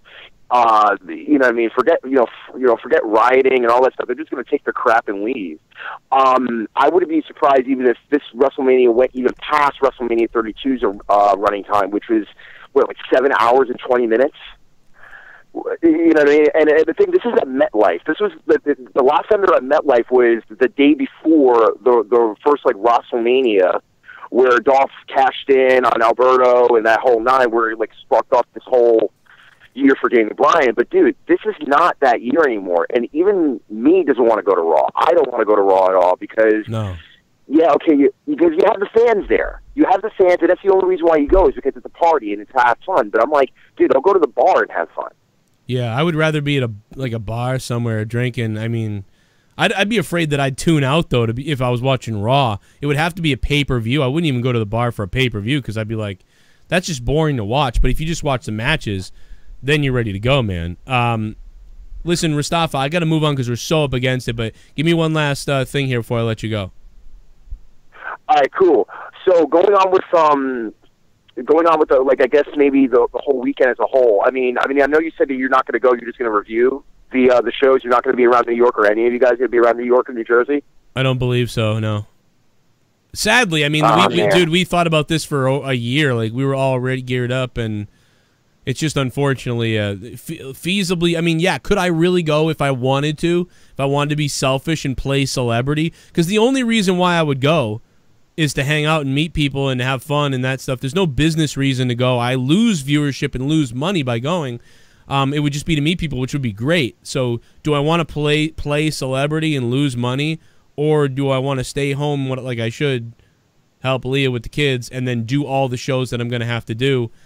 You know, unfortunately this year, hype up the YouTube. Yeah, if I had like destroyed and made a ton of money or something like that, I would have been like, all right, I can take a hit because I can go because I've made all this money. But I can't do it because of that. But I hope you have fun, man. It's going to be a good time, I think, if you're there and hanging out. And, you know, it'll be a lot of fun. And say hi to everybody, man. There'll be a lot of people that we know there. So it'll be big. I'll try my best. Yeah, because I know Ken's going for a fact. You can literally go hang out with him in the parking lot. Word. Just really quick, though, I'm going to leave, I promise. One thing, I'm going to leave. All right. So apparently, famous dick wrestler Joey Ryan, or that's the only way I can remember his name. Apparently, he's having a dick party, and apparently at the party, you can pay $30 and you can grab his dick. I am not going just because of that reason. I was going to go because I said, what kind of sexual lawsuit is going to come out of that? Dude, he said penis party, and I was like, that's fucking weird, but I'm in for some reason. And then I saw touch his dick for $30, and I went, oh. Wait a minute. Literally, I wanted to kill myself after that. But anyways, all right, dude, I'm out of here. Dude, have fun tonight. Hope the review goes well. Thanks, Mustafa. And yeah, man, I hope to talk to you guys soon. Thanks, Mustafa. Good call, man. Appreciate that. Let me get back to a couple more donos before we lose our fucking way here. And then we'll get right into the predictions. They're coming up right now. Watch it. It's WrestleMania. #Marks. We're going to watch it. Nick Wilson, we are going to watch it. Nikki, you got to tell me what's wrong in the chat. You're scaring me with this hospital stuff. I hope you're okay. I love you, Nikki. I don't know what's wrong. Super Guy. Party. How many participants in the MT Battle Royal? Bry Guy, I'm not sure yet because I think we're going to have you guys help decide that. So I think the first hour or so is going to be like you guys, any donation amount or whatever, you name a name and we put them in the hat or whatever it is, and then we do this elimination thing that I'm going to come up with. So look for that. Probably will take up to like 20 or something like that, maybe 25, and it will be a lot of fun. Monetize this Friday night as the Battle Royal happens this Friday night for the Monetize This Championship. And then next week, the belt will be on the line. Super chat. Be crazy. Super chat. Anthony Martinez. Anthony, thank you so much for the donation, Anthony. Let's go through sharing the love. A couple more, and then we're going to get right into our predictions right now. Like going right, or 2 more donations. Super chat. And we'll get into it. Super chat. Well, guess who's getting wasted if Ronda retains? Who's that? John Wills. John Wills. I will be... Dude, we should do bets on WrestleMania night, and I have to take shots for everything I got wrong. Wow. Shane's Vlogs, thank you for subscribing to the Joe Cronin Show. And this is the Out of Nowhere podcast every Wednesday with Connor from OKFabe, Jake DeMarco, and myself, Joe Cronin. Shane's Vlogs, welcome to the show. Jacob, one more. AJ, and Awonddy sent us videos of Drew McIntyre, Alexa Bliss, and a few other wrestlers like Braun. They're on Fallon tonight. Oh, you God. didn't see me on Fallon?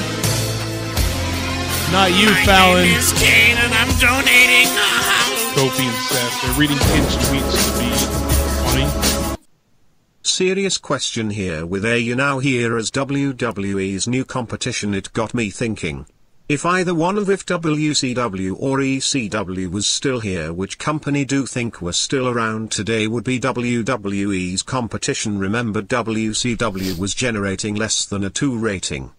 Malibu Al, I would probably say ECW because people would be like, "What is this?" Like there's so much sensitivity to stuff in wrestling nowadays. Yeah, people would be like, "What the hell is this?" Heyman even said that ECW, if it stayed around, would probably morph into what Ring of Honor is now. Yeah. Luongo Incorporated, thanks for subbing to the channel. And Luongo down in Florida, how about that championship? Oh, you don't have one. Sorry, Luongo. That's a great point that Scott had said, Scotty Styles. He said that Triple H's career on the line when he faced Brock. Now he faced Batista. Both times it was at MetLife Stadium. So it's time to put the career on the line when you're going to WrestleMania at MetLife. Miguel Martinez, thank you for subbing. Yeah, I just funny think how history repeats itself because he did it. I totally forgot his career was on the line when he faced Brock. It's weird that they're putting another thing in that match. Like it's fall. Yeah, like I said, when I heard it was crazy. That's what I'm saying. I think it's a swerve. Yeah. Oh no. Probably, yeah. Do you guys like DDP? WWE totally shit on him. He really was great in WWE.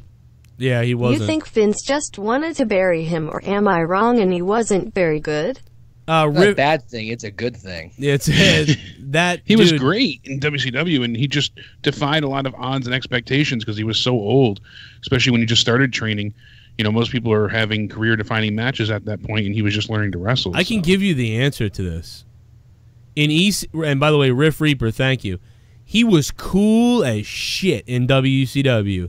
He had the long blonde hair. He looked good. He would hit that diamond cutter, and the WCW ring sounded fucking awesome. You'd be like, whenever he would hit something. And in WWE, he comes in, the mat doesn't sound good. He has short, little curly blondish hair. Short hair. And they have him stalking the Undertaker's wife. He looks old. They have him stalking the Undertaker's wife, and he's also saying a catchphrase, "It's not a bad thing, it's a good thing." That was lame. So yeah, they ruined him. Okay, as far as I'm concerned, I watched him in WCW, was great. As far as I'm concerned, they ruined him, and his hair, like, he just didn't seem like the same dude. He did seem like a stalker, actually. And, yeah, it's the WWE's fault, and it's their fucking fault. Here we go. I'm about to get it, man. Here we go. Here we go. About to get it, man. Here we go. Here we go. Here we go. Oh! Anthony Martinez, thank you for the $5 super chats. And I really appreciate that little bit of a tip there, my friend.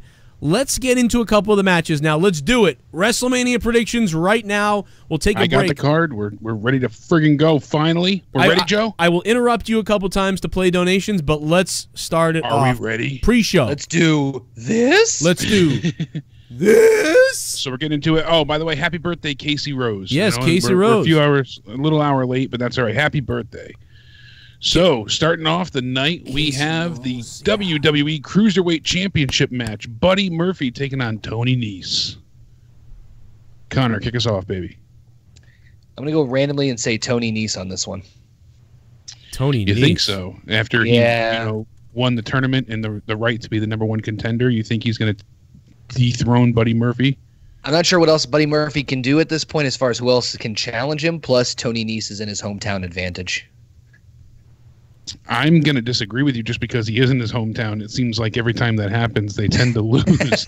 Not Buddy Murphy. You're right. Not Buddy Murphy. Yeah, that's true. Buddy Murphy did defy that. Although his hometown was quite a flight away, so that's a once in a lifetime. Yeah, that was a overseas rarity in that case. But who's in the match? Buddy Murphy. Who's in the match? Yeah, Tony Nese and Buddy Murphy. Buddy Murphy, like you said, he really has done it all, but I'm not so sure they're going to be willing to give it to Tony Nese yet, just because Buddy's carrying 205 Live so well still at this point. Yeah, I'm gonna say Buddy Murphy retains. Me too. Although I feel like they just change that belt sometimes just to do things. But yeah, just to make buzz and say, "Oh, look, we had a title change. Look at us." But I'll go with Buddy Murphy. I really feel like they've been focusing more on long-term storytelling and booking decisions a little bit more wiser recently in 205 Live land. So they're really trying to push this thing with Kanellis as well, and yeah, I feel like everything that he's been dealing with Akira Tozawa and Brian Kendrick. So. They might, I swear to God, they might do it. They might put the belt on Mike at some point as a heel, and I hope they do. I was hoping he would be the one to be the #1 contender for this Mania match. I really was. Yeah, maybe he'll interrupt the match. I don't know. Well, the way he's been spouting and wanting respect and everything, it certainly fits. But yeah, so 2-1 there. Connor says Tony, we say Buddy Murphy. Next up, we have the WrestleMania Women's Battle Royal, the Fallopian Tube Trophy. Quite a few participants in this match, obviously. Asuka, Carmella, Naomi, Lana, Mandy Rose, Sonya Deville, Nikki Cross, Dana Brooke, Ruby Riott, Liv Morgan, Sarah Logan, Mickie James, Zelina Vega, and more to be announced still. I haven't put any thought into this yet, honestly, as to who could win this. So I'd love to hear what you're thinking. Here we go. Lacey Evans. Yeah, I mean, she's not even announced for it yet, but I can really envision her finally doing something. It's if she gets to the fucking ring. If she actually crosses the threshold of past the stage.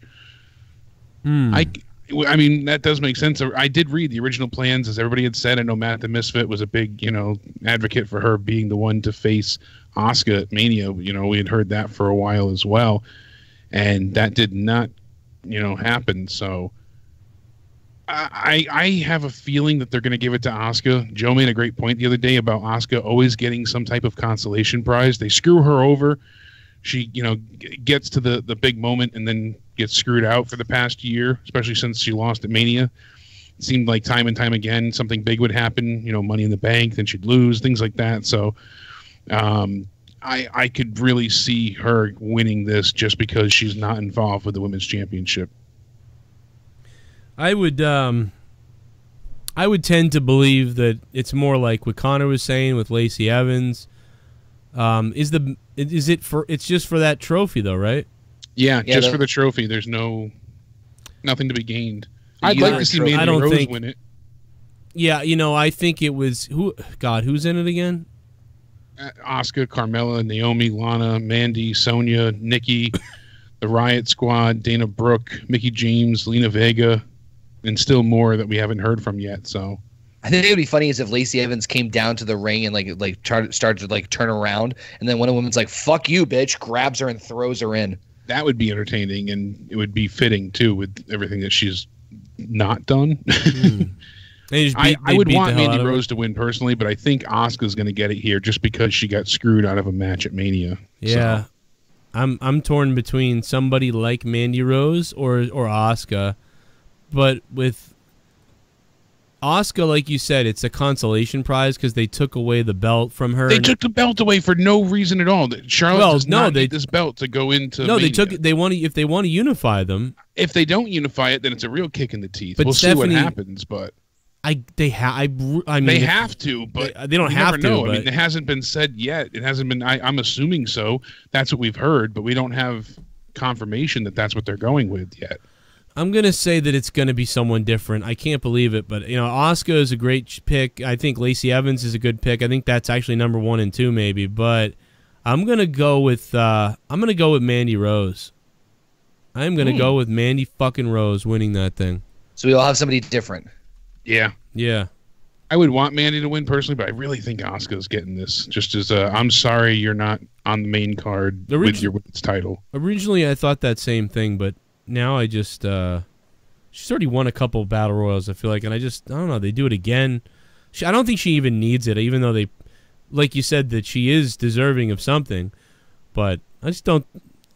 No, I don't even think she's deserving of winning the match. I like you said, she's gotten enough before. This really should be used to build somebody else up. I think Mandy would benefit the most from it. Plus, here, her tubes look the most like the thing anyway. Most I've seen them. Swear to God, inside and out. She texted me. I believe it. You better. Those Why wouldn't you? Why wouldn't you believe what I say? Why wouldn't you believe what I say, Connor? Do you not believe what I say? I believe what you say. Yeah, I know you do. See what I started. Shut up. But no. Okay, so what? All right, so what else we got here? So we got the Andre the Giant Memorial Battle Royal. I finally said it right. Here we go. So this is the SNL Fest. Colin Jost and Michael Che, Braun Strowman, Andrade. I picked a winner for this already the other day, and I can't remember. Apollo Crews, Titus O'Neil, Tyler Breeze, Jinder Mahal, No Way, Jose, Bobby Roode, Chad Gable, Kalisto, Grand Metalik, Lindsay Dorado, Bo Dallas, Curtis Axel, Heath Slater, Rhino, who is actually done with the company shortly, Victor, Connor from the Ascension, obviously those two, Muhammad Ali, now Mustafa Ali, now, oh wait, it's just Ali, sorry, Shelton Benjamin, Luke Gallows, Carl Anderson, Matt Hardy, Jeff Hardy, Otis and Tucker from Heavy Machinery, EC3, and more to be announced. All right, so can I say that I believe it's either going to be whoever the surprise entrant is, or I'm going Ali. Wow. So I'm agreeing with you there. They did a whole pre-thing for Mustafa Ali about his road to redemption and how he's preparing for the match, and yeah, it kind of seems like that's a given. He for got him to injured. witness. He set up how Kofi got to where he was. He really didn't quite get where he was promised. He was also put in a main event against the championship. They like this guy. I think Ali's going to win the Rumble. Yeah, they want to give him some type of return to grace. And fuck, yours makes total sense. Actually, now I think of. Well, I mean, because we've said it before, but not to understate everything that's been said before, or overstate, I should say. He got screwed really out of the main event, essentially of Mania. Well, the WWE Championship event of WrestleMania, because it was going to end up being a triple threat, or he would have at least at Fastlane faced Kofi 1-on-1. He would have been the one to have the gauntlet match. He would have been the one to, do everything in the Elimination Chamber. So that eye injury really just set him back, just so much, unfortunately. See, I was going to go with either the mystery opponent or Strowman, and the only reason I was going to mention Strowman was because of how much attention they're bringing to the SNL thing. Yeah, I know. It seems like... But your guys makes more sense because it's a way to push Ali, because it's like, I think they're going more for the moment than the actual him getting the victory. But I'll stick with my guns, even though I totally could see them doing that. I'm going to stick with my guns and say the same thing, either the surprise person, depending on who it is, or Strowman. I'm going to stick with my guns on that one. Surprise person could be Sami Zayn. Ah, shit. A thought I had as well. And that's who I believe. Like, if it's him, he comes out, he might win it. All this time off and come back in a surprise and then win the thing, very possible. Or he comes really close to winning it, gets eliminated. Or he's not even the guy. I mean, dude, Braun Strowman, Sami Zayn, and Ali are the three. If it's not one of those three, I will be pretty damn surprised. But yeah, I've been thinking about this one. I've been thinking about this one, man. Yeah, this one, like I said, the women's, I didn't consider an option really until this point. But with the men's, Ali just hits home for me. It seems like that's what's going to happen. It's possible the SNL guys jump out or something like that, and then Braun just fucks it and jumps out too to chase them. Kind of like a Drew Carey-esque moment where they're in the ring, they're trying to look tough, and then they go ahead and like they slap him and then they run away. That's what I'm thinking, is that they're going to do more for the moment, but I don't know. I'm going to stick with my guns, even though I really agree with you guys that they'll probably have Ali do it, but fuck it. I mean, Braun does need something after everything they've done, but I hate him so much at this point that I hope. I know. I almost wish he was supposed to win and then falls out by accident. That would crack me the hell up. What are they going to do, too? It's better than what we heard the other day about Nicholas returning in this match. To help Ron. He pulls them out. The fucking number 30. You know, he's still to be determined. That would be terrible. So, yeah, I'm going to pick Ali with this one. I'm going to agree with Joe. Connor, you're in agreement as well? No, I'm going to stick with. I agree with you guys, but I'm actually going to stick to my guns and stick with Strowman. Actually. Oh, all right. Just to go a little against the grain. I'm keeping track of all of our predictions, by the way. Oh, cool. Yeah, please do, because I'm going to be doing a lot of these. I got mine written down. But I'm glad somebody's got it written down. So now we're on the main show itself, and I don't know what you guys think is going to open the show, but I keep thinking that it's going to be the Miz's match with Shane. Yeah, I heard it was going to open it, so I think it is going to open it. Oh. That's just what I heard from last time I heard this. I thought Shane would open with AJ, or was it? What was the one where it was one of the Shane McMahon matches that I had picked once as an opener? What else did he open with? Shane 33. He opened with AJ. Just AJ. I think because we were surprised by that. I think we were like, what? We thought he was going to open with Daniel Bryan last year. Maybe I've just been wrong every time. Then I have no idea, but I'm. Yeah, I don't. Yeah, but I think Joe, it might open. Understandable. I mean, fucking manias have been 12 hours long for the last 17 years. So Jesus Christ, it's not easy to fucking forget all this shit. Yeah, I'm out of my fucking mind at this point. Yeah, but so anyway, this is the Falls Count Anywhere match. Obviously, the Miz versus Shane McMahon. Miz said the other day that he's fighting for his family, the honor. Rather than to impress his father, he's fighting. In his father's honor now. I really liked his promo on SmackDown. I liked what Shane had to say previously, and that Shane was really putting him through hell, taking on Sanity in a handicap match. You didn't care for that? I didn't care for Sanity being used that way. Oh, hey, they're here on SmackDown. I don't. You know what? I'm so past it at this point. They're dead. But it was funny that they used them and they're dead. And Eric Young sold like a maniac too. Great job. They did a great job. Yeah, I'll give you that. It was an entertaining match. I especially enjoyed the fact that we saw them go out of the arena. We don't see that much anymore. That used to be something that was so overplayed. Now it's a treat. So Sanity, look out! They'll lose. I'm so they're dangerous and they love chaos and eating pinfalls. They'll lose so much it's stupid they keep doing it. I was like, they're not in catering. This is weird. They're not cleaning up the ring after the show. This is weird. I keep going back and forth because I can see it being either which way, but I've got to see the Miz walking away victorious over Shane here. Yeah, I don't see any reason for Shane to get the victory on this one. 100%. Miz wins this. Miz's dad helps at the end or something, or at least comes out for the hug and happy moment. No, I think he might actually slug Shane or something one point. So he uses Monroe's carriage as a weapon with Monroe in it. I think that Shane is going to do what he did the other night again in front of Miz's dad, and this time Miz's dad's going to hop over the rail or something like that.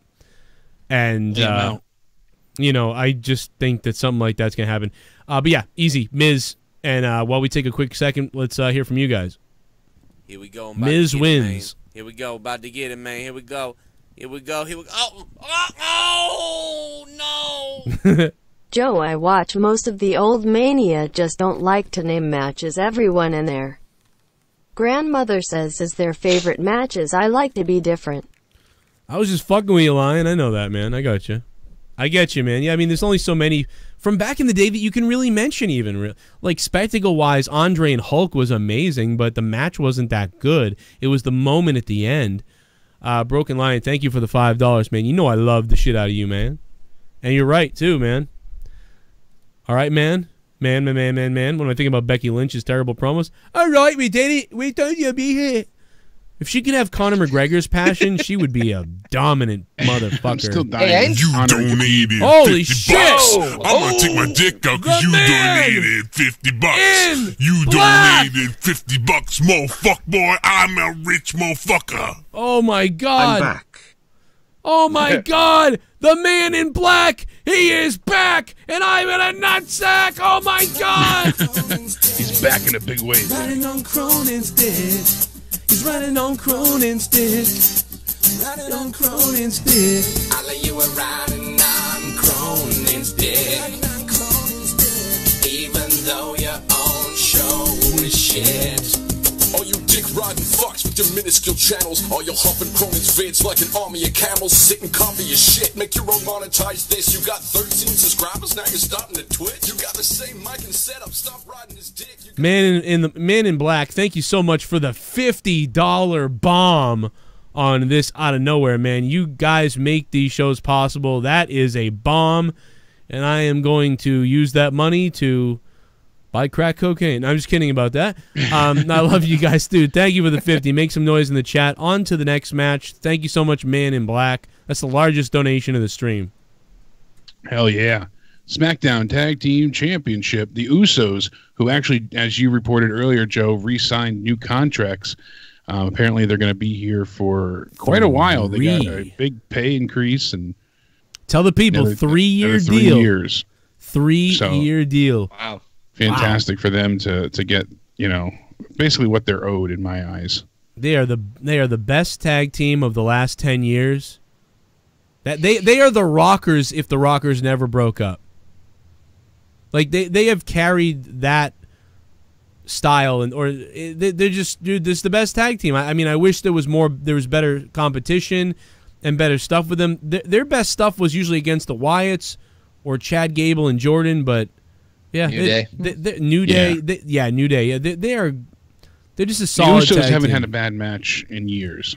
They really. They may not always have like epic matches, but they always have. It's always good.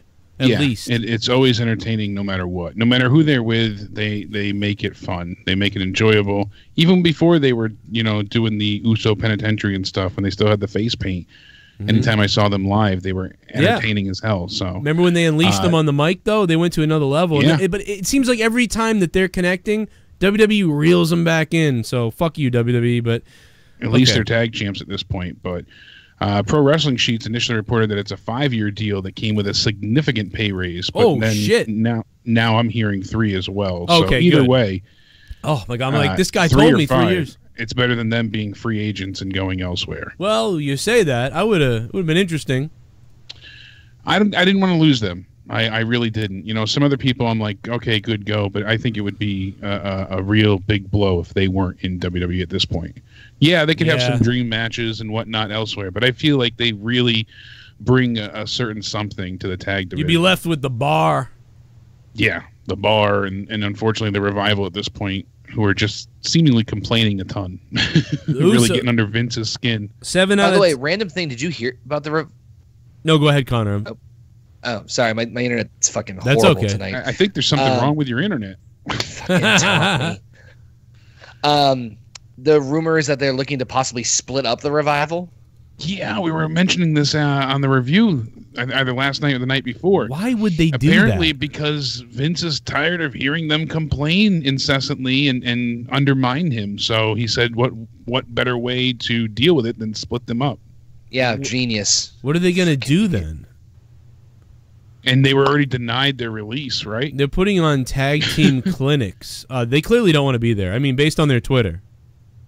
Based on their tweets and their interviews, and they even were, you know, joking in person. They were at some autograph signing, and some kid had an AEW shirt on. They're like, "Oh, see you there in May," you know, and they had that video uploaded to Twitter. And wow, they want the fuck no wonder out of why this Vince company. is upset when you have things like that going up and being talked about in all the dirt sheets. They want out of here. Read their Twitter. It's fucking crazy. It must be awful there, because they're just like they're the champions and they don't want to be. Yeah, I mean, it's almost. it I almost think Vince morale's at an all-time low. Apparently, he did it as a goof on them, almost like, here's the belts. Yeah, just to keep them from. But now leaving at that point, lose every match you ever wrestle that isn't for the title. We're gonna have you lose, or you're only gonna be able to win by count out. Right. Hilarious. So the Usos are taking on Ricochet and Aleister Black, and also taking on the Bar, and then taking on Rusev and Nakamura. Also, really quick, Connor, have you noticed lately with Aleister Black when he has his entrance, you hear the creaking? Have you heard that? Yeah. You know why you're hearing that? I can't verify this, but it's because Vince is like hearkening back to the old vampire films where you hear the creaking as the casket opens. He wants to have that type of gothic element, I was told. I haven't seen this reported anywhere else besides the one person that told me this, but Vince wanted to have it be like, where the old vampire and horror movies where you'd hear the creaking of the coffin open up, that's what Vince wanted to add as an element, because it never used to make that noise before when it was rising up. And it didn't just happen once, it happened twice on Raw and on SmackDown as well. So the person that I spoke with, and that's usually pretty keen on things, said that, yeah, it's intentional. He wants to have it make a creaking noise to add like a gothic element. That doesn't make me think it's a gothic element. It means like, shit, that thing needs some WD-40. That's what makes me think of. He's put on a few pounds. It's going to break. I compared it, Connor, I compared it to Star Wars when they added all the original Star Wars. At the end, Darth Vader throws the Emperor off and kills him. But in the new Star Wars Blu-rays, they added Darth Vader going, no, and it just fucking, like, what the fuck? It ruined it. It ruins the whole thing. Like, that's what it was like. I'm like, here comes, oh man, here comes Aleister Black. What the fuck? What the hell's that? Are they raising the fucking mooring? Are they raising the anchor on the ship of fucking the ghost ship? Is he a pirate? Shit. Oh, the man. fuck? And I think it was only to do with the Fucking stage idiots. of Ricochet not having the laser lights. Yeah, I noticed he still put his hand out. Yeah, and still had the mannerisms that he usually I does. assume just that think it was- arena doesn't have the ability for that light, and that's it. So Yeah. Well, if they're gonna give Aleister Black the creek, they gotta give like fucking Ricochet laser effects, like choo choo choo. they did. They gave him a lightning bolt. You didn't hear it? Yeah, they added like a percussion. What? You didn't hear? No, they added a lightning bolt when it kicks in. There's a lightning bolt. It's ridiculous. I miss He's a Pyro superhero. Shazam! I miss Pyro so bad. Yeah, because right there would normally be Pyro, so they added a lightning strike, I believe. I would love to see Pyro return for what they could do with. I'm these convinced guys, Vince might be retarded at this point. Like, maybe. Okay, the last one was The Miz. I'm sorry. Let's get. Yeah, so Usos, Ricochet, Aleister Black, The Bar, and then Rusev and Nakamura. I think the Usos might retain here. Me too. I don't see Ricochet and Black getting the titles yet because I had heard so vehemently and over again that they want them on different brands. They don't want them to be a tag team going forward. So when the shakeup comes a week after Mania, they're going to have them on different brands. It's just too much star power on one show. Yeah. Well, because we did hear that they are getting assigned a brand once. There goes my whole idea of them winning the titles on Monday Night Raw the next night. Yeah, that's what I said was my issue with it. But I you never know. thought that would they happen. could have scrapped that entirely. I'm putting money down on Ricochet and Black winning the belts. See, I think they're going to win. It's not a bad bet. I think they're going to beat the Revival on Raw is what I think. But maybe not.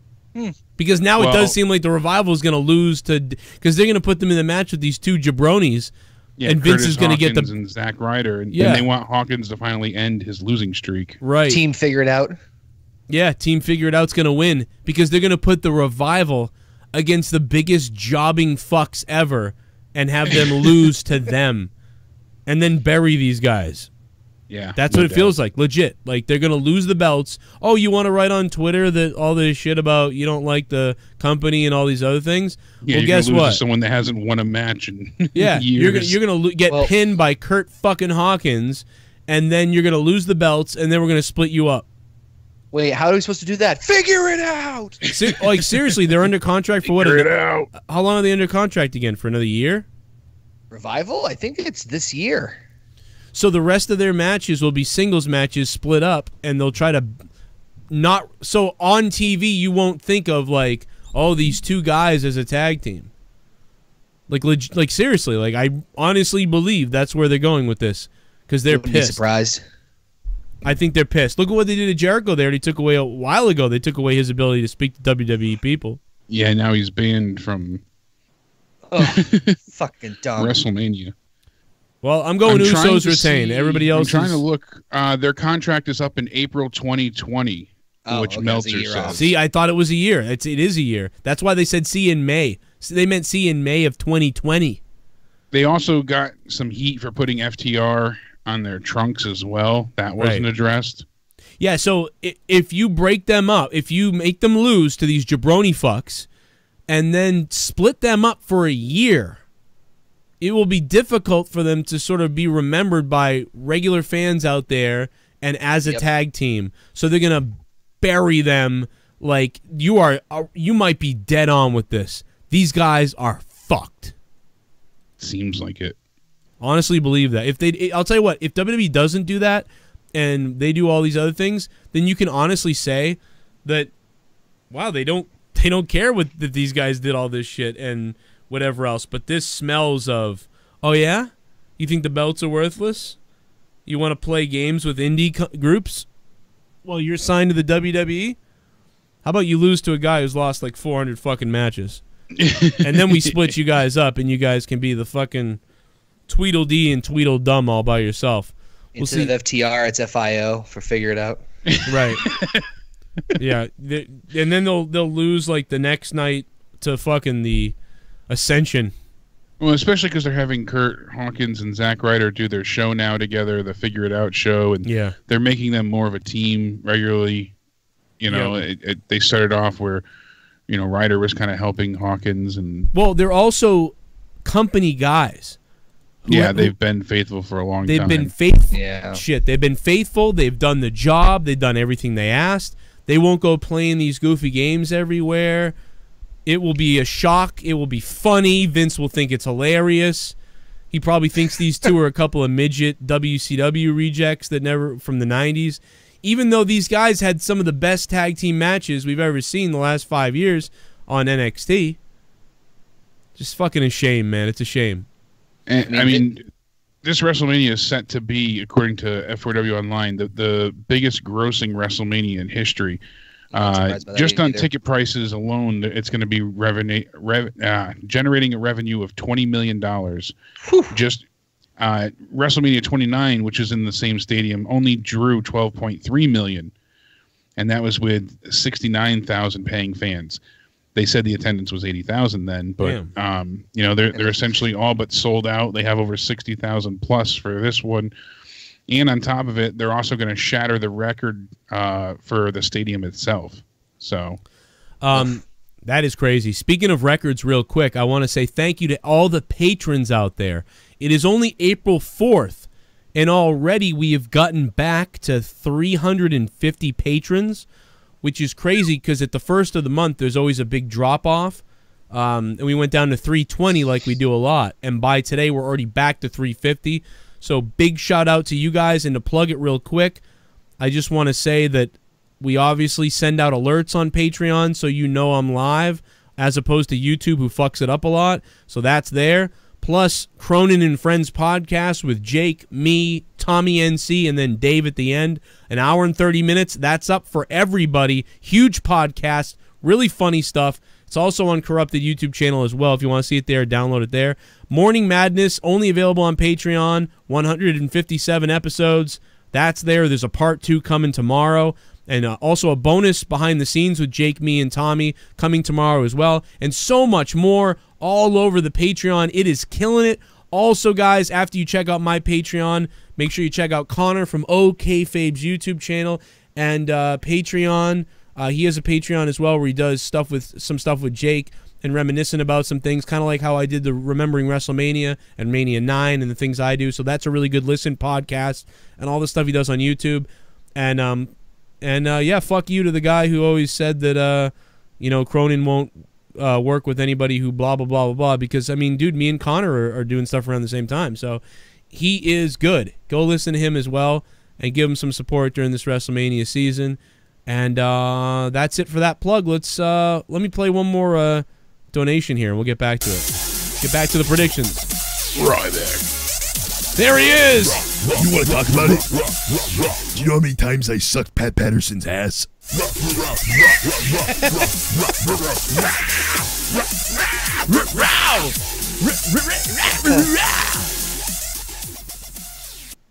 I will be at my first Mania on Sunday. Just kind of excited for the main event and Ray match, but he's hurt. Frown. Also wish my ass good luck cause I will be sitting there for like 7 hours. Oh, God. Yeah, those stadium seats suck. Jet 718, man, and we know you're from New York with that name. Shout out to, hey, you seen the Jets' new uniforms? Jesus.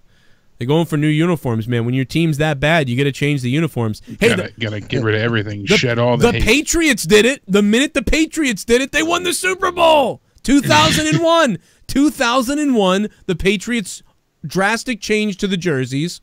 Super Bowl win. So Jets, you never know. That Tom Brady retired as well? Yeah, that was funny. That was a good April Fool's. My April Fool's was going to be like, guys, I can't believe this, and I was going to put the AEW logo up and be like, I talked to Cody this morning. It's official. I'm on as AEW commentator. Like, it's going to be unbelievable. I'm so thrilled. Like, it would have been a good one.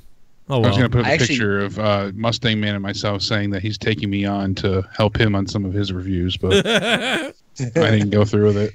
Should have had a banana with it. Well, that was the point, but it would have been nice. I was thinking about doing something like that too, where I was signing a contract, but my hand was covered, and when I just broke my hand, I could just fuck you, April Fools. That's funny. That's funny. For So gay porn. who did you pick there, Joe? Usos. You say I'm gonna go Usos. All right. Okay. So yeah, and Connor, you said Ricochet and Alistair.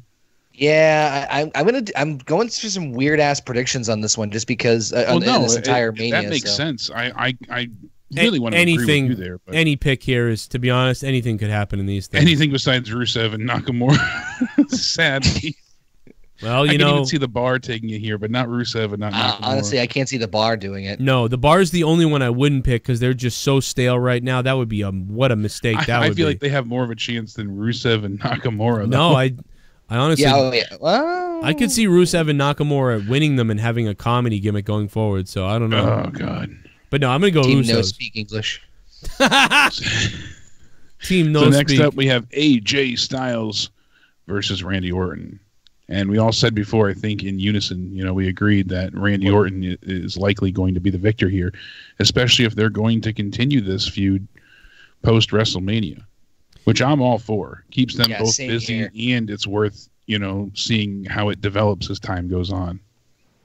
Yeah, I think that Randy Orton battled back. He's viable. AJ's gotten over enough as the champion for over a year. He backed out a little bit on them, wanting less stuff to do. This is a penalty box / he doesn't need it moment, and really Randy at this point may to remain viable in a way. I mean, it doesn't matter that much. You could go either way. I root for AJ because I want AJ to win, but I am going to pick Randy Orton. I think Orton, quote unquote, like you said, needs it more because Orton really hasn't really done a whole hell of a lot. AJ just came off of like a fucking almost year-long title run. He's good. He's got the reputation. Orton's been kind of just like he did the U.S. title thing. He was kind of floating a little bit. This will kind of hopefully, kick him back up into that top title main event scene again. Yeah, this is one of those like, oh, you don't want to be champion anymore, AJ? You put us through all this contract signing stuff. Well, here's the WWE guy, Randy Orton, who's been putting people over, trying to help them. And even though I'm not a big Randy Orton fan, so I think that this is we got to give one to Randy here, Yeah. And that's just me. I mean, classically, you would think AJ wins this match. The big bad WWE guy, blah, blah, blah. But it feels like to me something will happen. Maybe Randy brings a chair in and RKOs him on a chair, RKOs him on the mat outside when he lifts the mat up. Something like that. I would book it similar to... I'd book it shorter than you would expect, but you could possibly get a match like Seth Rollins. It's very Seth Rollins and Randy Orton-like from that WrestleMania. So, yeah, Randy Orton. I can't believe I'm saying it because normally it feels odd. I think they'll do a thing where like AJ's like flying all over the ring and stuff. Orton will hit like maybe one RKO. AJ will kick out, and then AJ will battle back. And just when you think AJ's going to do it, bam, that's the second one out of nowhere, and that'll get the win. Right. Seems to make sense. So after that, we have Roman Reigns, the big dog, taking on Drew McIntyre. My favorite match. I think we all know who's winning this one. Yeah, I mean, I hate to think that Drew would lose here, but it certainly seems like choose wisely. I think you're going down, Drew. You're going down to Pound Town from the big dog because you fucking banana eating bitch. I can't see Roman losing. I can't see it happening. He just came back from the biggest battle of his life against leukemia, and they're really, that's what they're selling for this match, and it's all about the journey for his, retribution here, and I think that maybe we see Dean get involved, and that's how Roman wins, because Dean's not on the card at all. I mean, no Kevin Owens, no Dean Ambrose, no Sin Cara, but he's complaining about that on Twitter, which I find funny. But yeah, no Dean Ambrose at all. So 9 minutes, Roman wins. I don't think it'll be a long match, and especially because there's no stipulation added. This match needed it. It's the redemption arc for Roman, the whole, coming back. Yeah, we all know where this is going. Yeah, and you'll probably, Drew will look good for 5 minutes of the match, or 6 minutes, or 5 to 6 minutes will be Drew. And it'll be like, get done, you should have stayed, out of the WWE, you're too tired, you're too sick, And then Roman will have the big comeback at the end where he almost wins, doesn't win, Drew comes back, and then Roman wins. Listen, Joe, all I need is 5 minutes, and for the record, my prediction's Roman, too. You know what, I'd like to, Drew's picking Roman. I get it, you're picking against yourself, Drew. No, you know what I'd like to see is Drew's on the outside in the first minute. He's up against the post, and Roman Reigns charges him for a Superman punch, and Superman punches the post, and then sells like a broken hand for the rest of the match. Wait, slow down. I'm writing that shit down. Yeah, write it down. It might happen. Write it down. Hold on. Some good offense. Hey, Road Dog.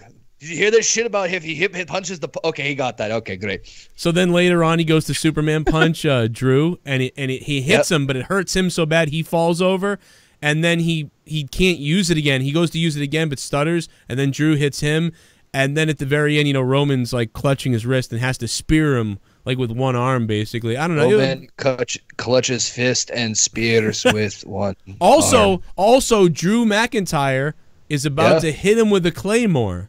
And Roman ducks underneath it, and then as Drew spins around, that's when he gets speared to lose. So look out. So duck, Claymore, spear around. I'm CCing Road Dog on this. This stuff, I'll run it by him first. So for all the kiddies out there that love Roman, they'll enjoy that, I guess. And I know, Matt brings up a good point. Ambrose did do a send-off after Raw, but I'm just still baffled that they have him on the roster. And I could see with him for his last time. Jake, I could see Roman being attacked after he wins, and then Dean comes out for the save, and that's his WrestleMania moment. Right, he's got the bad wrist. He just won, but now he's being attacked by Drew with a chair or something. And Dean comes out, DDTs him into the chair, and then he helps Roman. They hold hands up and everything, and whatever. Wait, slow down. I'm writing this shit down. Drew's got to get it all jotted down in notes. But I don't know. Because even Seth said in an interview recently, a day or two ago, that he was talking to Kathy Kelly. Yeah. And he said it breaks his heart. And he's like, I get it. I understand this place can be frustrating. He's been here for 15, 16, 17 years, wrestling for that long. Speaking with Kathy Kelly comes with a fucking headache. Yeah, but he did make some semblance of sense. He's like, I know how he feels about his creativity sometimes when it pulls him in a different direction. That's just how it's got to be. I never imagined the three of us working anywhere else or not being here at the same time. So interesting. Yeah, Saudi Arabia pushed back to June instead of May. Everybody wondering about that. Yeah, that was surprising to hear as well. So Roman Reigns. Anybody picking something different? Agreement. Yeah, no, we all agreed there. Even Drew picked Roman. Surprisingly enough. Even I. You picked against Roman. Yourself, Drew. Next up, we have the safe bet. Wait until I swear to God, me and Drew McIntyre, we're gonna do a podcast. The big guy and the Scottish guy. Ooh, that sounds like a great idea. The big Scottish guys. Wait, we need to find a fat chick near a pool. Have you ever seen you've seen Pat Patterson's dick in the back? Swear to God, shell shock. I will shell shock. I haven't seen it, but he calls it the butthole surprise. He calls it a potato. He called me a potato. Oh, well. Finish one lovely it. Potato. Finish it. Now I want some French fries. Feed me more. Okay. On to the next match. I'm sorry, Jake. Yes. As long as Ryback's not in the chat. No, get out. Ryback, get the fuck out of the chat if you're here. There ain't no Rybacks in my motherfucking chat. Rat bastard. All We right. got the WWE Women's Tag Team Championship match. Woo! The returning Beth Phoenix teaming with Natalya, taking on Tamina and Nia Jax, also against the Iconics, against the defending champion Sasha and Bayley, the Boss and Hug Connection. I'm going to go with the Iconics here. Ooh. I want to see them win. I'm actually going to agree with you, Jake. I'm going with the Iconics, too. Wow. 2. Look at that. Back to back, baby. I really want to pick the Iconics because I agree, too. Put the belts on these girls, man, they'll piss off a lot of people. But I really think WWE wants these fucking stupid moment with all the women and holding the belts up at the end. It really feels like that's what they're going for here, but it won't work now if it's winner take all. So Charlotte is going to lose her belt or have them both. That's right. I mean, either way, one of them won't have a belt All at right. this point. Boom, you got me. Iconics are winning. I agree. All right, so all I said Iconics. All right. Yeah, I was with you, up until they changed it to winner take all. So Yeah, you got to get the belts on a heel team now because right now it's like the face team is just walking around like, look, we got the belts. We're the face team. We're so great. To help build up the belts and that they're worth something, you need to get them on a heel to make people go, oh, get the belts off of them. God damn it. And then you care more about the faces. So to get the belts rolling with some kind of shit, I mean, normally I would think you put the belt on a heel first, but that's why you put the belt on a heel first. That's why Balor winning the Universal title was kind of like, ooh, that's interesting. And I know it's cool, like, oh, he's the first Universal Champion. But I just always believe you put the first belt on the biggest heel you have. Yeah. Because it becomes this sort of spectacle spotlight that, oh, but then when the face wins it, it's like, wow, it takes it to a new level, and it's like a video game or something, and I don't know. That's all. I've just always thought that it's rare you put the belt on a face team. Yeah, there's more in it for the chase. And Brian's right. The face team has been more or less acting like the heels, though. Yeah. So it kind of, they need that refresh at this point. And I'm so disappointed that because Beth Phoenix returned, they felt that was enough star power, and they didn't want to eclipse her return by bringing back Trish and Lita. Yeah, I don't understand that. That's so disappointing. If Trish and Lita were available, they should have used them. They had said recently that they were, that be they there. had plans for Mania, and it was scrapped internally. So You know what I would have liked to see? An old ladies match. Lita, Trish, and Beth Phoenix, triple threat. Winner never has to wear tampons again. menopause will do that for them. That's Joe. fucking horrible. I'm sorry, I'm joking, but no, they put the three of them. Tampax on a pole match. I love the three of them, or I love the two of them. I mean, Beth Phoenix is great, but I mean, she didn't wrestle that long. I don't know, like to me. I mean, she did in the indies and stuff. She had a long career. But Nia saying that she accomplished more in the last 3 years than Beth did in her entire career. She wasn't wrong. She that ate was more. Terrible to say. No, she's true that she is right, and she ate more too. But well, no doubt about that. Let me take a break real quick, and let's see what you guys are saying after that $50 largest of the donation of the night bomb earlier. Let's see what's going about on. To get it, man. Here we go. About to get it, man. Here we Here go. we go. Here we go. Here we go. Oh, no. The SJW and the blacks here in Texas are stupid. The Black Lives Matter rally they were having was pathetic. The kids are sad. It's all lives matter. Tony, thank you. I don't know if I want to touch that one. I mean, well, yeah, I brought up Oh, about the rally that That's was fucked happening up. because of the school named Dixie, and they were rallying yeah, against. Maybe some people there are stupid and some people there are being crybabies, but I mean, to say all the blacks in Texas, I mean, that's not true. Come on. I know a lot of blacks in Texas that are fine. I don't agree with that statement. There's but just a couple I'm saying- people, couple dumb people doesn't mean everybody's stupid. Here we go. About to get it, man. Here we go. Here we Makes go. everyone Here we look stupid, though. Yeah, I don't agree with that, but Love when you do these rants, Joe. You speak the truth. Clapping hands, clapping hands, clapping hands. I might have spoke it too much. Like, I mean, based on your last donation, but Tony, man, I appreciate it, Tony. But I would give, I'd give people the benefit of the doubt, Tony, and you know, most of the people involved in some of that are okay. It's just there's just a few people that take it too far, that go to these rallies. You know, you didn't see all of Texas there. You saw a group of, you know, maybe nitwits or something. You know, you didn't see most of the real people there, you know. So, you know, I would just... And they turned their rally to, you know, against the name of Dixie into a Black Lives Matter rally. And like I said, amusingly enough, there was only one actual person there that was Shit black, bomb. according to the photos. Breaking news: Kit from Knight Rider has just reported that the General Lee had made racist statements against him at a local car show. Hashtag Black Cars Matter. White Knight, thanks for becoming a $5 shit bum. I just realized that this guy, the narrator, sounds a little bit like the car. Yeah. It kind of sounds like the car in Knight Rider, the voice. Holy shit. Okay, Michael. Now I want you to take your privates out in front of the dogs. Michael, kill me. Man, Tony, you might... I haven't looked at the chat yet, Tony, but you might have just gone full heel on that last one. I don't know. Maybe a little bit, but... I don't know, bro. By the way, Austin, Texas is not Texas. Yes, that's a great point. Austin, Texas is San Francisco. Seems like Tony is the... Don't make me call up the show, Cronin. I will fuck your ass so hard your grandkids end up sounding like Vince McMahon because they'll have my cum juice down their fucking throat and spitting it up like mucus, you cunt licker. What the fuck? Oh my god. That might be worse than what Tony said. Jesus Christ. That's a little rough. Look out. You want to go down that road? I swear to God, the last time somebody pissed me off, I broke his fucking ear. I broke CM Punk's fucking eardrum. I will break your ass. You see what you did to the fat chick?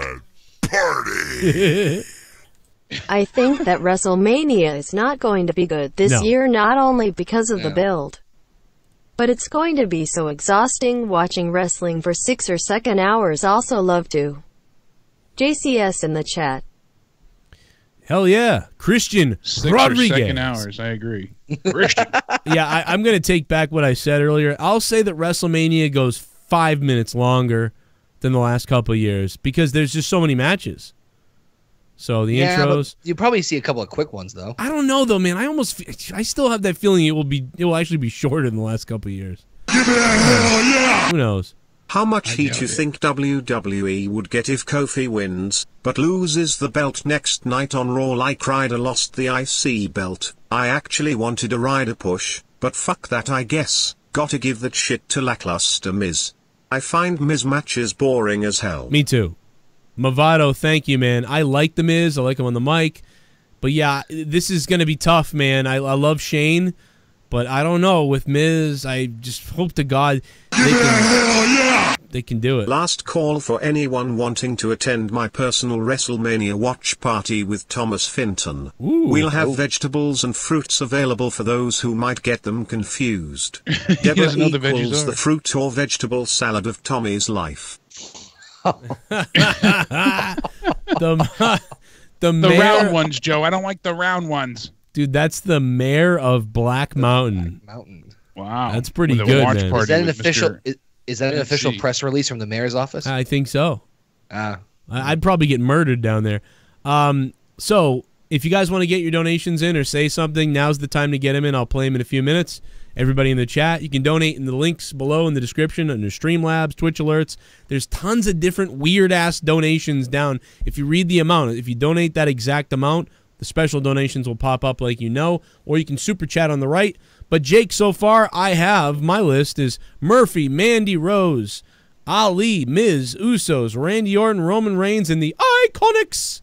What else do we have here? This match next hurts my soul. It makes me feel dirty. I'm telling you. The WWE Intercontinental Championship match. Bobby Lashley defending against the Demon King Finn Balor. I died laughing at that. I died laughing. I could not laugh. It hurt me. They made him look so ridiculous and cringeworthy that it made me honestly not excited to see the Demon return Sunday. I can't believe that I'm not looking forward to the Demon. They should have never shown him in the demon paint. They should have barely even addressed it. Should have been a surprise. But even that, all right, you showed it. Having him snarl and growl like that was so goddamn cringe. It was disgusting.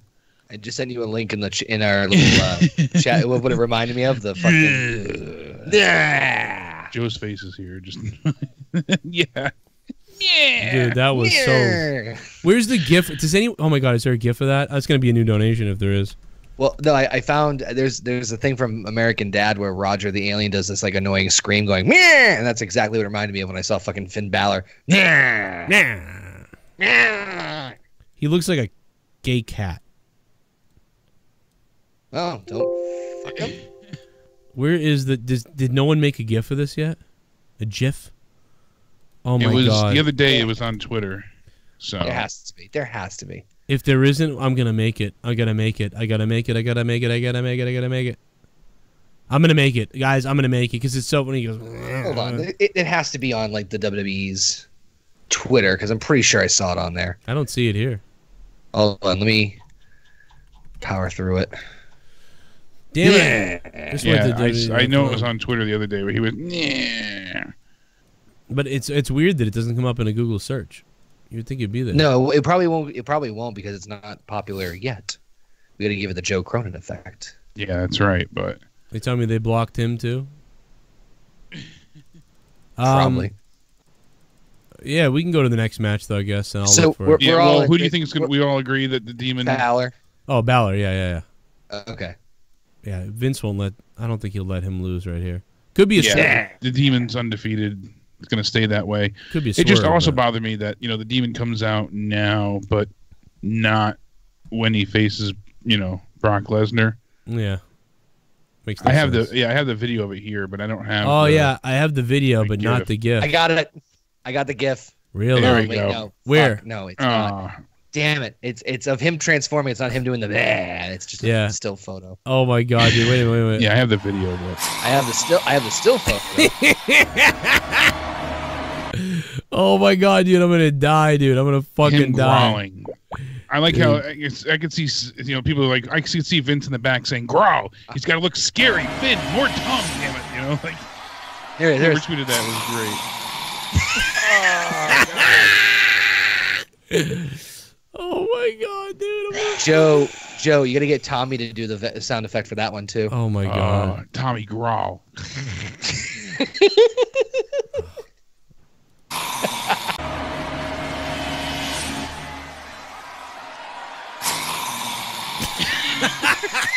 I can't do it without laughing, and that's. Well, when he closes his mouth too, and he goes like, he looks like a puppy dog.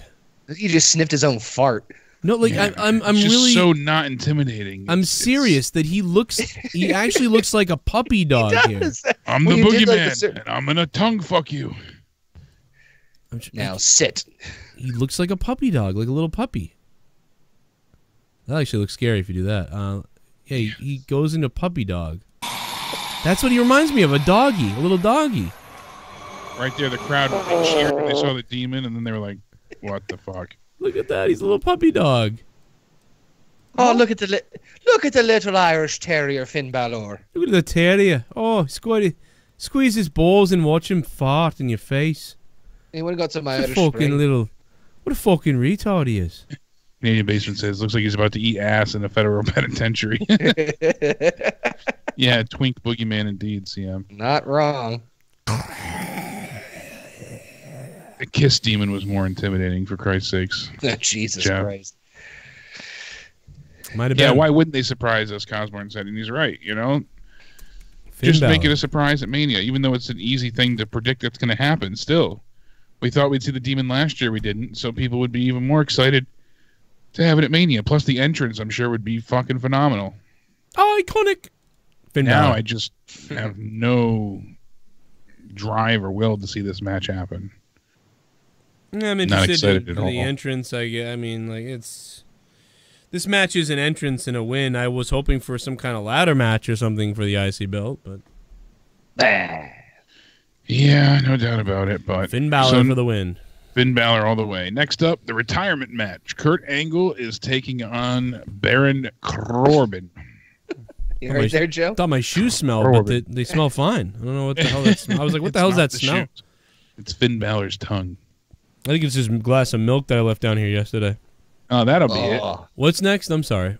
Kurt Angle taking on Baron Corbin in the retirement match. This is Kurt Angle's last match ever in the WWE. I mean, normally you lose your last match, but that's the courtesy. That's the way you go.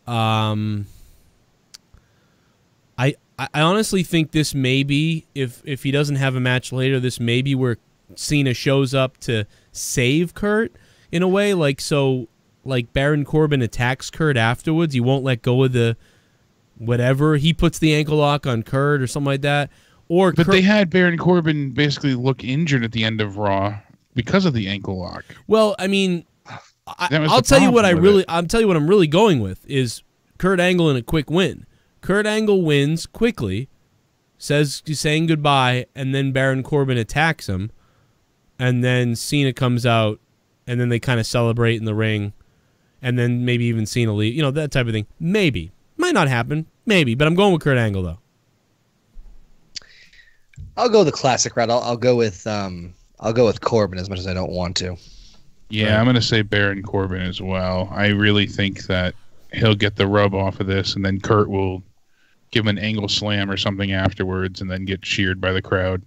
Yeah, and I mean, the other thing about that is, yeah, he can just get some pretty good heat off of it. It makes no sense for Kurt to win his last match, and he'll get such sympathy. You know, people really cheer him at the end. It'll actually help Kurt get a better reception. Who got the best of who on the last time we saw them? I think they each won one each. Yeah. Because I think Kurt beat Corbin the night after, I want to say it was like TLC, and then Corbin beat him, I think, the Raw after Royal Rumble or something like that. Like, they faced each other a Raw after a pay-per-view, and each one won. And that was after Drew McIntyre beat the holy hell out of Kurt, too. Who was standing tall at the end of Raw? I forget. Kurt Angle was, because he made Baron Corbin basically injured, his ankle with the ankle lock. Oh, God. Baron Corbin's winning. I'm going to change my pick right now. Yeah. Baron Corbin. I think Baron Corbin's going to win. So. Yeah, I'm going Baron Corbin now, too, because you know what? The way that they had Kurt Angle put that on him, like, I'm going to nail him with this on WrestleMania. Yeah, that's going to be another sort of surprise thing, and they're going to get a lot of heat on Corbin. Vince seems to like Corbin, obviously. So, yeah, that's... Yeah, it seems I'll that way. Change that. I hate to jump on board with both of you, but... No. I'm going to do that. You're going to switch to Corbin? Yeah, I'm going to go Corbin. By the way, I found another Demon Finn Balor gif. Let me see. I just saw that. It's not the same one as from the interview as from the show, but yeah, it's still. It's funny. This is the same page I was going to use to make the gif. That looks better. Figure. Yeah, that looks. That's the thing. Much that better. one that he has on his Twitter looks so much better. Well, I blame whoever filmed that one on Raw. Like, it was too stupid. Lit. It's too bright, and on top of it too, it was just the sound. Yeah, it was the growl was way too of a high pitch and just looked ridiculous. It was the way Finn sounded ridiculous too. The way Finn closed his mouth was weird too. It just didn't look right. Yeah, the whole this thing looks cool. Was This looks way cool. If he had done this look right here and then it faded out, I'd been like, "Whoa, holy shit, here we go!" Even though we all hoped that they just surprised us with it, which is what we thought originally was going to happen. But anyway, let's move on to the next one. Next one up is the WWE U.S. title. Samoa Joe defending the belt against, essentially right now it's still penciled in for Rey Mysterio, but we don't know that that's 100%. I mean, more than likely, I'm sure we'll see Rey Mysterio able to compete, but a lot of people are saying it may not happen. I don't know who they'll have replace him. Maybe Kevin Owens? Maybe John Cena? Yeah, I mean, wait a minute, what? Oh, and Samoa Joe, Rey yeah, Mysterio, yeah. and Samoa Joe. Ray can't go. Yeah, it would either. I would think it would either be Owens or Cena. And why in the world does Owens not have a spot? I think Vince is mad at him, or something. I mean, I know that he had a spot until Kofi thing happened, but something's weird. Yeah. By the way, the average audience is 27 years old. Just for that dummy in the chat, average person in here is 27. If you pull it up, just so you know, I got the YouTube analytics, baby. He goes, I'm 39 years old, fucktard. I know, I'm just saying, 27 years old is the average. It's serious. A lot of 30s and 40-year-olds, a lot of late 20s, a lot of mid-20s, a lot of younger, like early 20s. And then there's lesser teens. I actually don't do as well. But if you look at Grimm's Toy Show, his audience is more under 23. But it's more split in half, actually. So his average viewer is about 18. My average viewer is 26, so just throwing that out there. A lot of people feel that it'll be John Cena to replace Rey Mysterio, but also some people said Andrade, and I don't think Andrade will be the likely replacement because he's already in the Battle Royal, the Andre the Giant Memorial Battle Royal. Other people feel, what if it's Bray Wyatt? That'd be weird. Or it could be Sami Zayn who returns. You know, that could also be a possibility as well. I think regardless of who it is, I still think Joe's retaining. Yeah, because there's no story really at all. Yeah, there isn't. But I mean, it depends on who returns. Really, sadly, if it is somebody that hasn't, you know, like Sami Zayn, I could see him. He's the only one. He's the only one. I think if they're gonna, out of all the names you gave, if they're gonna plug in instead of Rey Mysterio, he's the only one I could think that would beat Joe, and it would be. Yeah, Sami Zayn, I could see winning. I bet you Bray would end like in a DQ finish. If that was to happen. Same thing probably with Kevin Owens. John Cena, I don't know if he would win either, but... No. I'm going Samoa Joe. Yeah, I'm going to say Samoa Joe just to be safe here. Wow. All right, then. Samoa! God, that fucking announcer. Next up, we have the no-holds-barred match between Triple H and Batista. And don't forget, Triple H's career is on the line. Fun little fact here, Triple H was doing an interview with ESPN earlier today, and he said, I got cleared up to perform, and my training is good, and I feel good, but until you get in the ring, you know, lifting dumbbells and getting hit by Batista are two totally different things. Right. I'll see how it goes. I feel good. I'm excited to get in there. At this point in my career, I don't ever want to make it sound like it's not as big as it is, but at this point in my career, it's all gravy. Basically, what he had said before as well is he doesn't know if his pec will hold up during the big match. He said he's medically cleared to compete, but he's worried that his pec may not hold. His pec or his pecker? Oh. His pecker won't hold. May not hold. He'll hold it, but it won't hold. I'm gonna stick with what I said earlier. I'm sticking with Batista. It's a swerve one. I think they're gonna do it for the shock value. I'm sticking with Batista. Well, this also kind of leads into the fact of, he said here, he's cleared, but he's not 100% sure that he's healthy enough to compete at a high level. And for him to admit that to ESPN is... You damn I don't marks. feel like that's a swerve. You bunch of marks. You bunch of fucking marks. Sorry. I don't know. For him to... I know. No, it's weird. No, I got you. I want to believe it, but it is weird. He usually always talks himself up and, I'm in the game, that kind of shit. I walk for miles to beat Yeah, here he was very candid and openly admitting to, hey, I'm kind of nervous, but if I'll make the best of what I'm capable of. You're the best. I am definitely going Triple H for the win. Because, in my opinion, even though Triple H put over Reigns already, I think that I feel like they're going to still say, all right, so there's two ways to look at this. You can look at this as Triple H would only put his career on the line if he was going to put over younger talent. Now, he's already put over Roman, and there's pretty much nobody else that he can put over to put his career on the line that he'd want to do this for. But then there's the other way that people go, which is, hey, I want to have my last match against my buddy. I want to have my last match against somebody who's a good friend. Yeah. And they ignored Batista before, and I wonder almost if Triple H would say, hey, listen, Dave, I want to be done. I want you to be my last match. And so I could definitely see that phone call happening to where he's like, Dave, I want you to be my last match. I want you to come in and do this. I mean, don't forget, Triple H is going into the Hall of Fame. What?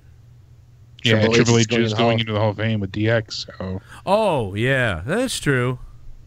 But, that's a great point, Connor. He ain't going in by himself, though. No, but he still is going in. So yeah. they could say Hall of Fame, Hall of Famer now. And he's retired, and next year he could be inducted him solo. Oh man, I feel like they'll wait now that he's been in with DX. Now they won't give it to him next year. Well, I don't think they're going to showcase much about him, and there's so much to cover with him outside of DX that I think they could still do it next year. Yeah, it's true, especially if he loses this year. This is a tough one. It is so... Oh, this one's a tough one. Because it really is, but... He's done it all. He's got all this other shit to worry about. You know, his injury might be worse than we really understand. He might be done with injuries. He can't afford to be injured when he's going to run the company. But yet Saudi Arabia is coming up, and he was one of the most over things they had there. And this is probably the hardest match to call of the entire card. God damn. It's perplexing.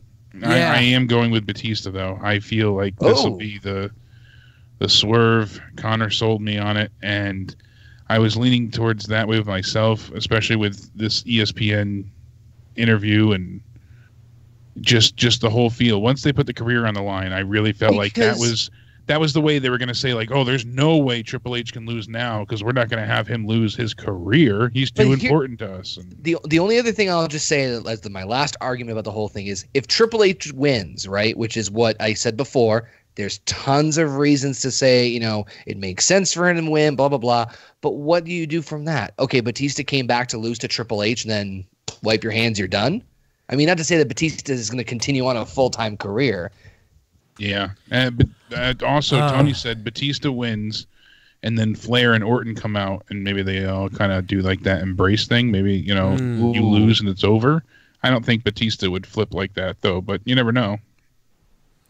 Yeah, I mean, I'm honestly gonna, you know, and I agree that they could have that kind of moment with Triple H type of deal.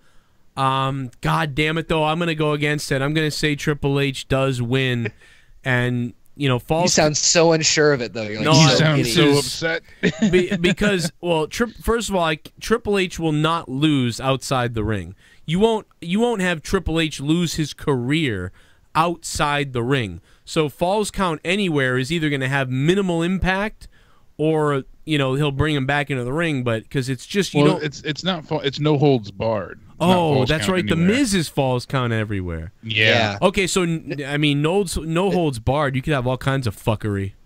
Essentially, no holds barred, no DQ, street fight is all the same shit. God. Batista, Mandy said Batista wins. Triple H tries to get his career back in Saudi, so he fights to get his career back.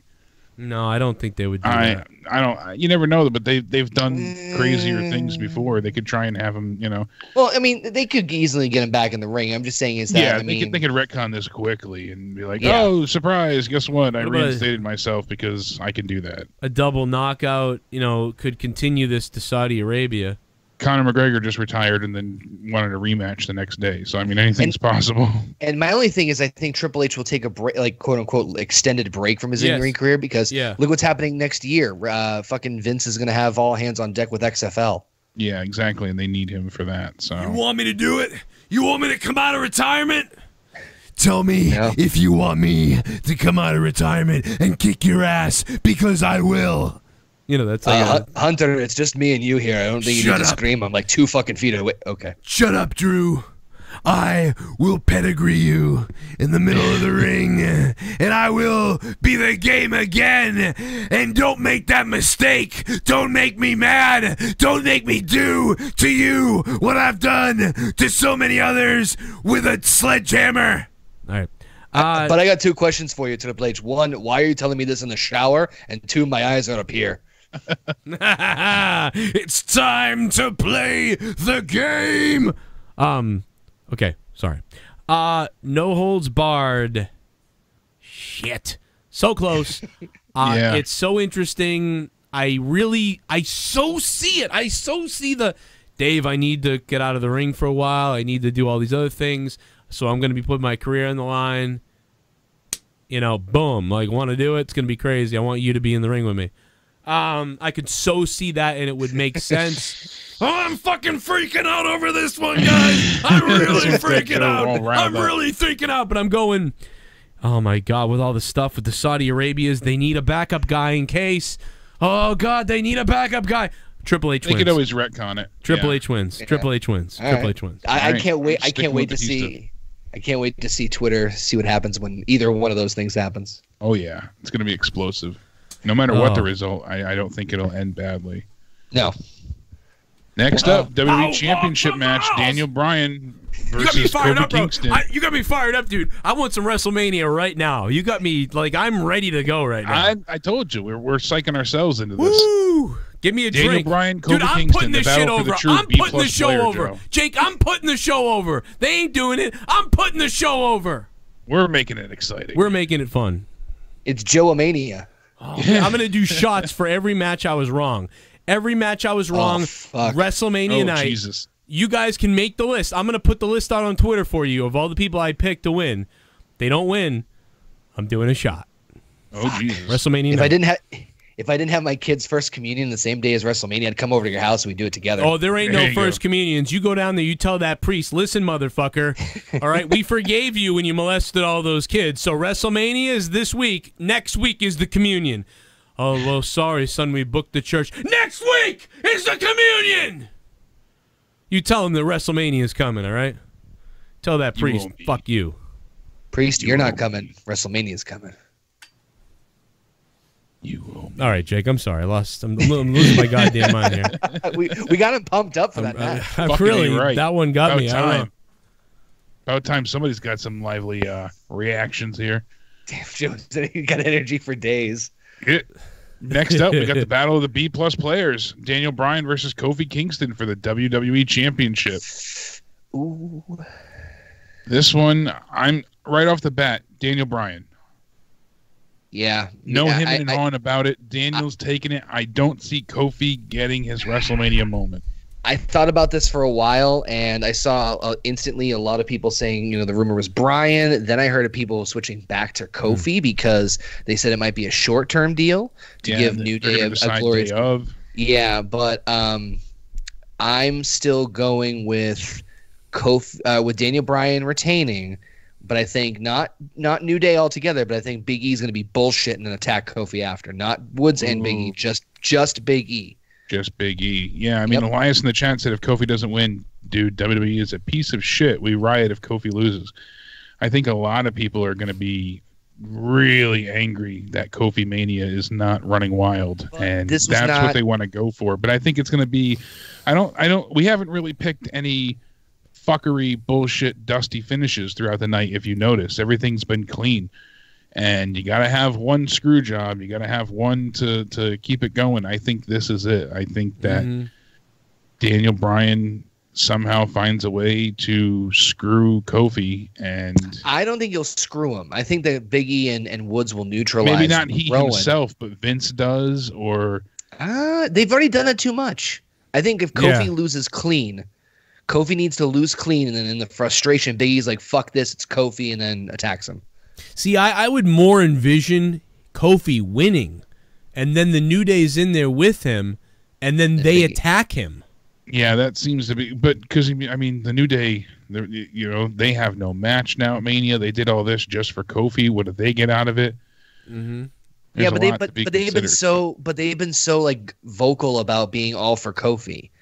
It's one thing if they were like, oh, okay, we'll do this but they've been very vocal about getting Kofi as like WWE champion for like years, especially Woods. So that's why I'm saying Big E, not Woods specifically. And that's a great point. I would figure just hard for years, Kofi. For years, Kofi. We pushed you. We told people. We talked about you. We put our own careers aside because for years we talked about it. And when I finally saw it, it made me sick. I mean, oh my God! They attack Kofi. People will be pissed because Brock's going to retain. Yeah, and I have a feeling Brock will retain. So maybe. But I don't know. I see Daniel Bryan winning here. I just don't see Kofi losing clean. I have a hard time picturing him doing all this to get to Mania, then losing clean. It won't be the only reason I say clean is because that way that gives them the motivation to be frustrated. Like they go, we did so much for you. We literally won the match for you. We beat the tag team gauntlet when you couldn't. We gave you the main event of WrestleMania. We gave you a championship match when you were screwed over once, when you were screwed over twice. We did that for you, and you couldn't even get the job done. That's a possibility. That's a really great. But I still just think some kind of other fuckery. Daniel Bryan wins.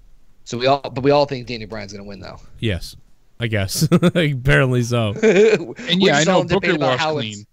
But my point is I have a hard time, picturing Kofi losing clean after everything he's been through to get here. But as Connor just laid it out, if they do it in that, regards, and that makes sense. I get your point on that but my only thing is like they've already put so much fuckery on Kofi already to get up to this point. Like why would they do it one more time?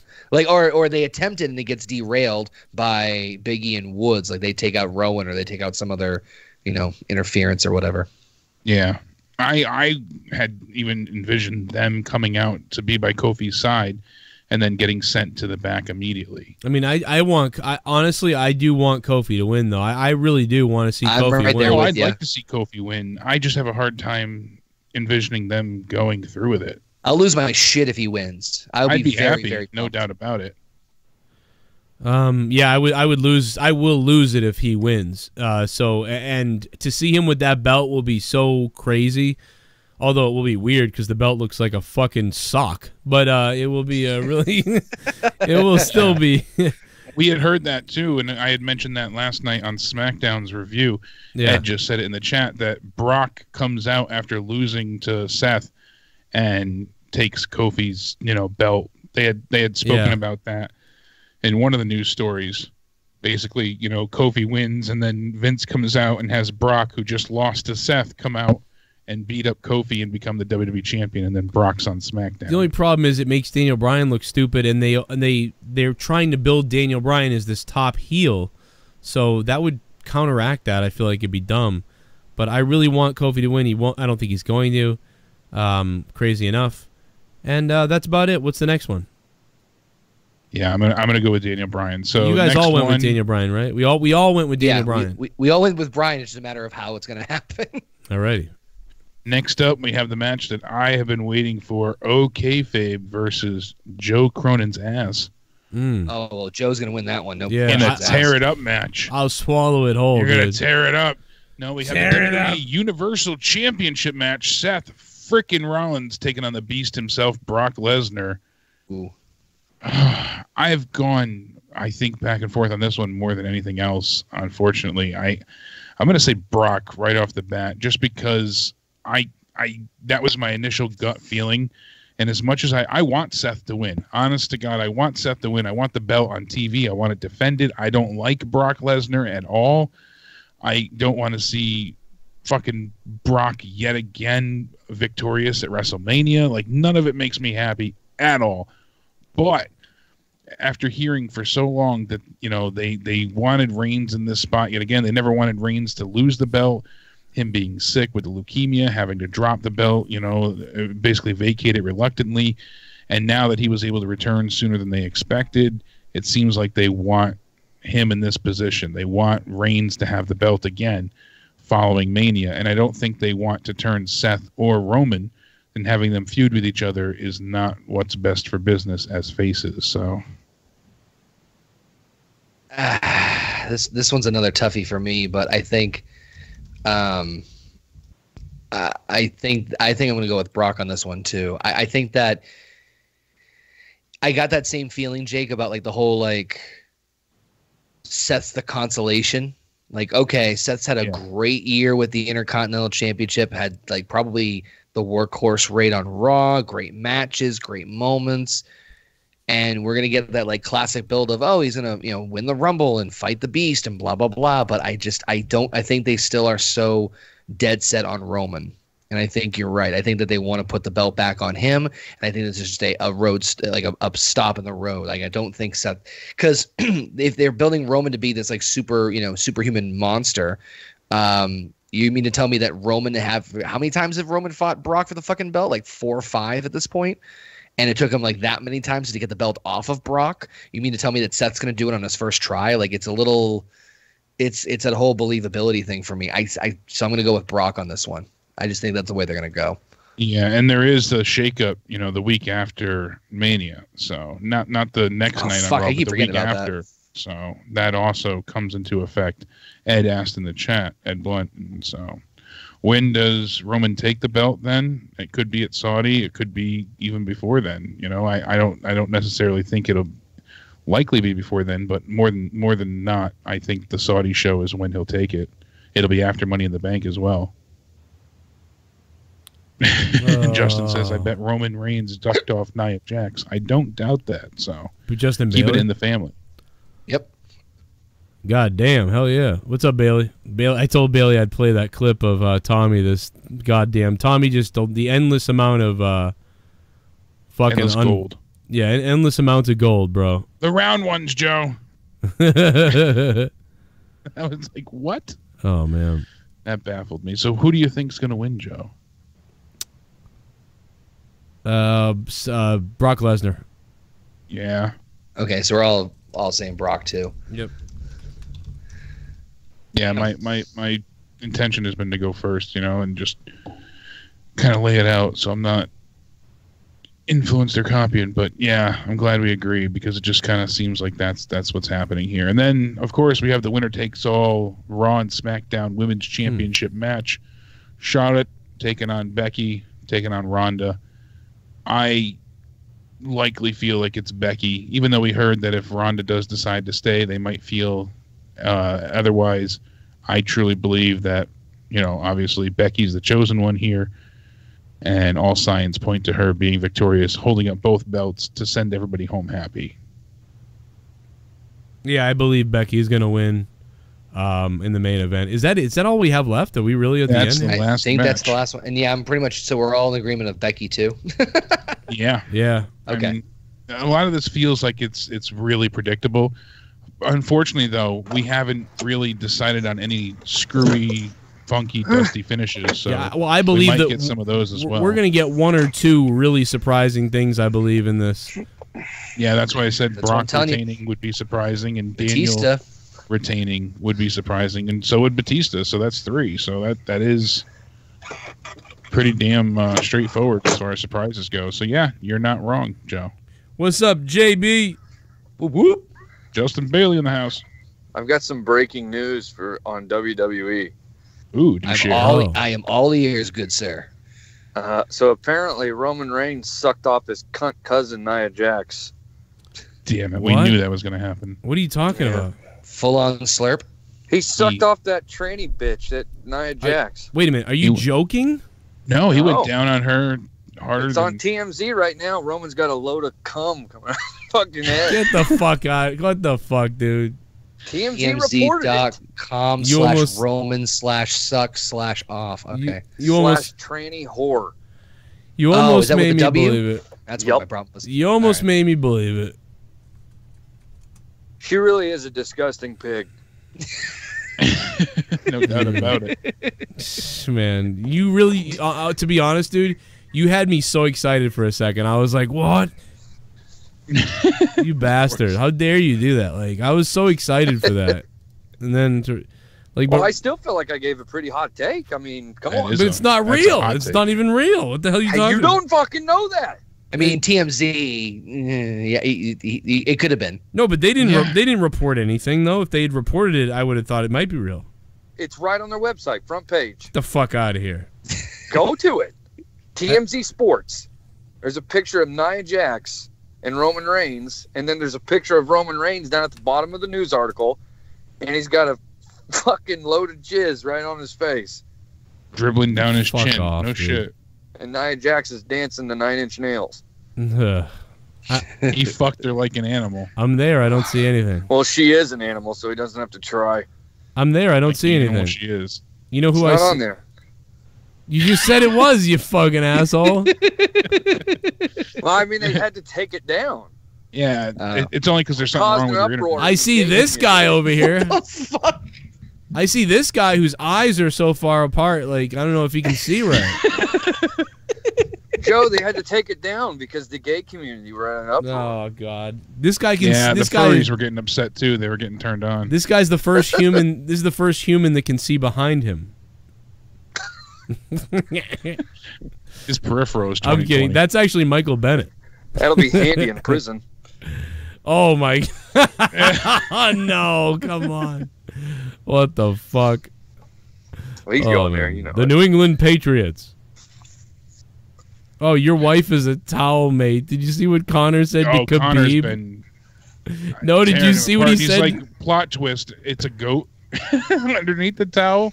Yeah, he dude. said that shit. I died. I was dying at that. Dude, Khabib is gonna like, kill You're him. a rapist. Fuck you. And yeah, going off on Connor hard. Dude, Khabib is gonna have him like murdered or something. Your wife is a towel mate. Does he mean towel mate or towel mate? A towel head. Yeah, towel, comma, mate. Oh my God. That's E.T. Dude, what the fuck is that though? It's a goat under the towel. That killed me. E.T. Wait, that guy or the first one you showed me? No, I mean, like, what is this? That's a marriage? Like, he puts a fucking that's their bed ceremonial garb that she wears. You put a bed covering over? Islam religion. Jesus. Any chance we could put a bed cover over Naya? Yeah, I know, right? It needs to be king size. Yeah, is Khabib's dick is so small he's afraid some other guy's gonna scoop up his wife? I mean, like, what the fuck? But yeah, Connor is a shit, and he took it down, I guess. But he's gonna be killed by next year. I guess Dana White was really, really pissed. It's gonna be a fuck. Well, he retired, so fucking fuck you, Dana. Dana White was so pissed and told them to take their stuff down. Yeah, Dana White was really mad because he's really pissed off that he didn't put his wife in a sheet. Khabib was saying like you're a rapist and all this nasty. Like, Is he? Oh, you're going after all of Islam and he's Middle Eastern, so fuck him. He's trying to drag his whole country into it. No, I'm just talking about your wife. Like I said too, though, when Connor said, "Oh, it's a goat under the towel," man, that killed me. That's fucking. That was so brutal. He's gonna put a fucking jihad on him or whatever the fuck. He's gonna be dead by next year. Then you have have his head. people chiming in like, "How did she see on her wedding day? Did she walk into the walls?" Like it's just. Dude, he cut a hole in the ass and then plowed her. It's like, dude. Oh, yeah, devout Muslim. And that's the thing. And, oh my God! Oh yeah. Jesus! Oh my God! Devout Muslim. You just cut a hole in the sheet and fuck. Imagine him cutting a hole in that sheet and plowing his wife when he never saw her. What she looked like? Yeah, she turns around, looks like a fucking man-bear pig. Like he gets to look all nice in front of all these flowers, and then his fucking cunty wife with a sheet on her head. Hey, Awondy's stupid! Still laughing, Joe. We're good. All right, Awondy's laughing. We're all right. Yeah, you do not want Awondy to call into this show. I mean, dude, this is like right out of fucking Aliens 3 or whatever. Like I mean, the guy is the ugly one, so why cover her up? Cover his ass up. Well, Joe, don't you remember with his fucking monkey ears?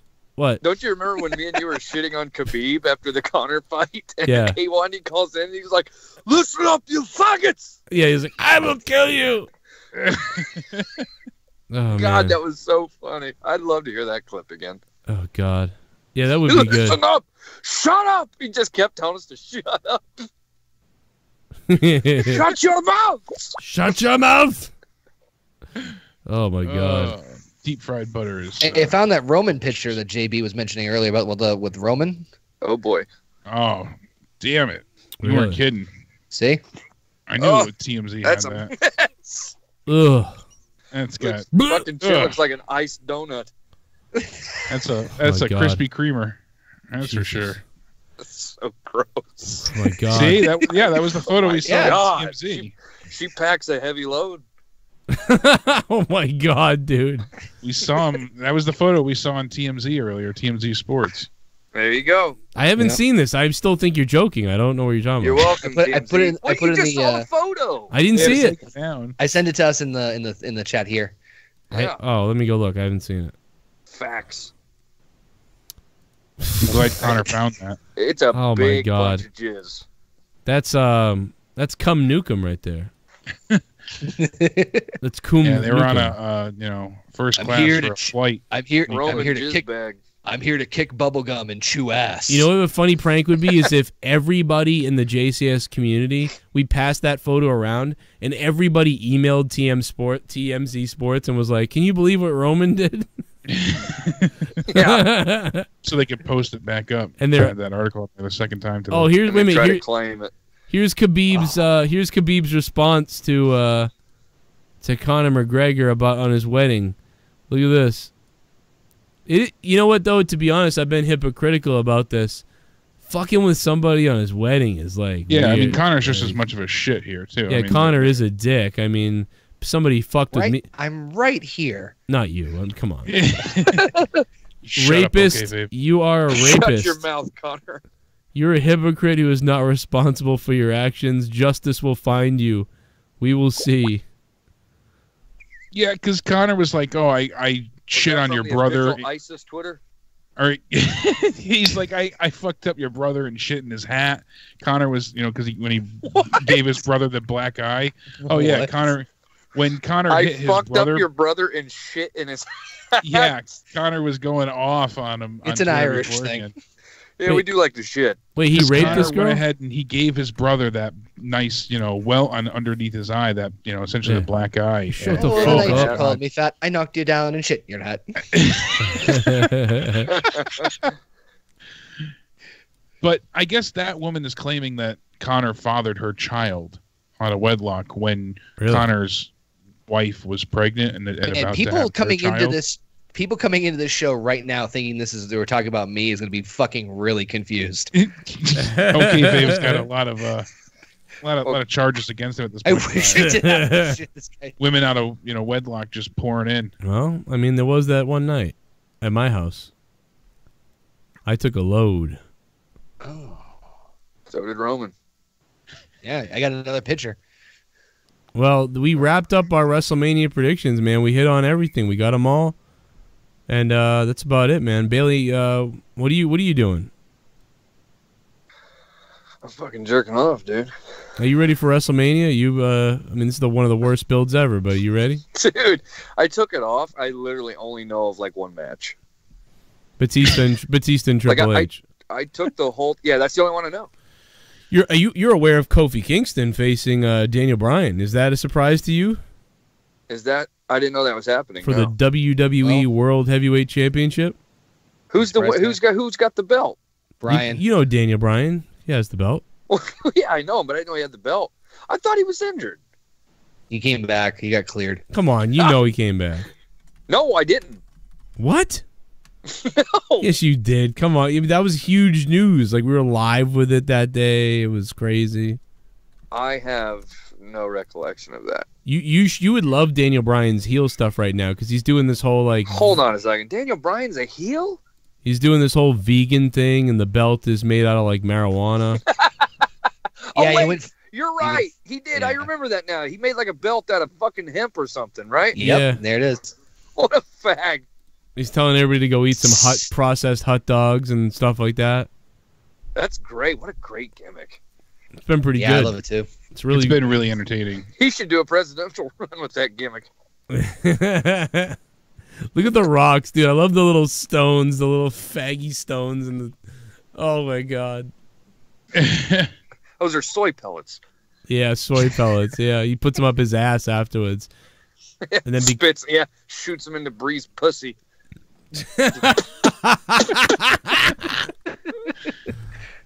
Dung, dung, dung, dung. Hey, can you hear this noise, guys? Listen to this. Let's beast. Yeah. Yeah. All right, cool. Because I want to go ahead and play a couple donations because we're a little bit behind here. Let's beast. What's up? Shut up. This is that great Kali. That never gets old to me. Poopy. All right, take it. Come on. Poopy. Come on. Poo poo.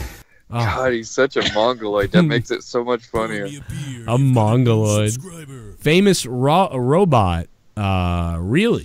Thanks for subbing to the channel, man. What's up? It's gonna be good. Maybe we'll get Bailey to call in that night to give his reaction to WrestleMania. I don't. That'd be great. You may. I mean, that would be good, actually. Are you? 'Cause Shit bomb. Are you ready for the 10-hour odyssey? Joe, I think there's something wrong with your internet. I couldn't hear that rant about Twitter children white knights. Anyways, Kofi loses and pisses everybody off. Becky loses. Everybody goes home mad and Roman Reigns gets booed out the building. Again? I don't know. He's gonna get booed. I think they'll get him out of there nice this year. Are they really still trying to push that guy? Yep. A little bit, yeah. He's just in a match with Drew, though, you know, coming back from his cancer stuff. So Conor McGregor announces his return. See you in the octagon. He pulls his U-turn. Oh, my God. How would you guys feel about Vince being in Lars in after Kofi wins the belt and beats Kofi lol? I would love to see Vince being in Lars, Broken Lion, and Kofi wins the belt and beats Kofi? Oh, Lars wins the belt. Yeah, that would be quite the swerve, you know. But, I mean, at this point, all I can do is picture Lars running around his apartment room scared of his own dick. You know, I mean, I don't know. Lars Sullivan anxiety attack #2. The BEP. It's officially my 38th birthday. Took the rest of week off. Glad that you guys are okay in health. I can't wait for WM35. I am going to WM36 next year in Tampa. My gut tells me that Vince learned his lesson by now. Becky walking out champ. Te amo. I love you too, man. Thank you for that donation. I appreciate it. The BEP Jr., you have a good birthday too, man. Does he say it was birthday? 30-year-old birthday, man. I'm 34, so I know that feeling. Happy 30, man. Have a good WrestleMania. Oh, fickle, you fucking fickle stick. Happy birthday. In a few minutes, we're going to play a little clip we got from Tommy that's... I was going to play it on Throwdown, but I'll play it here and Throwdown because it's just too funny.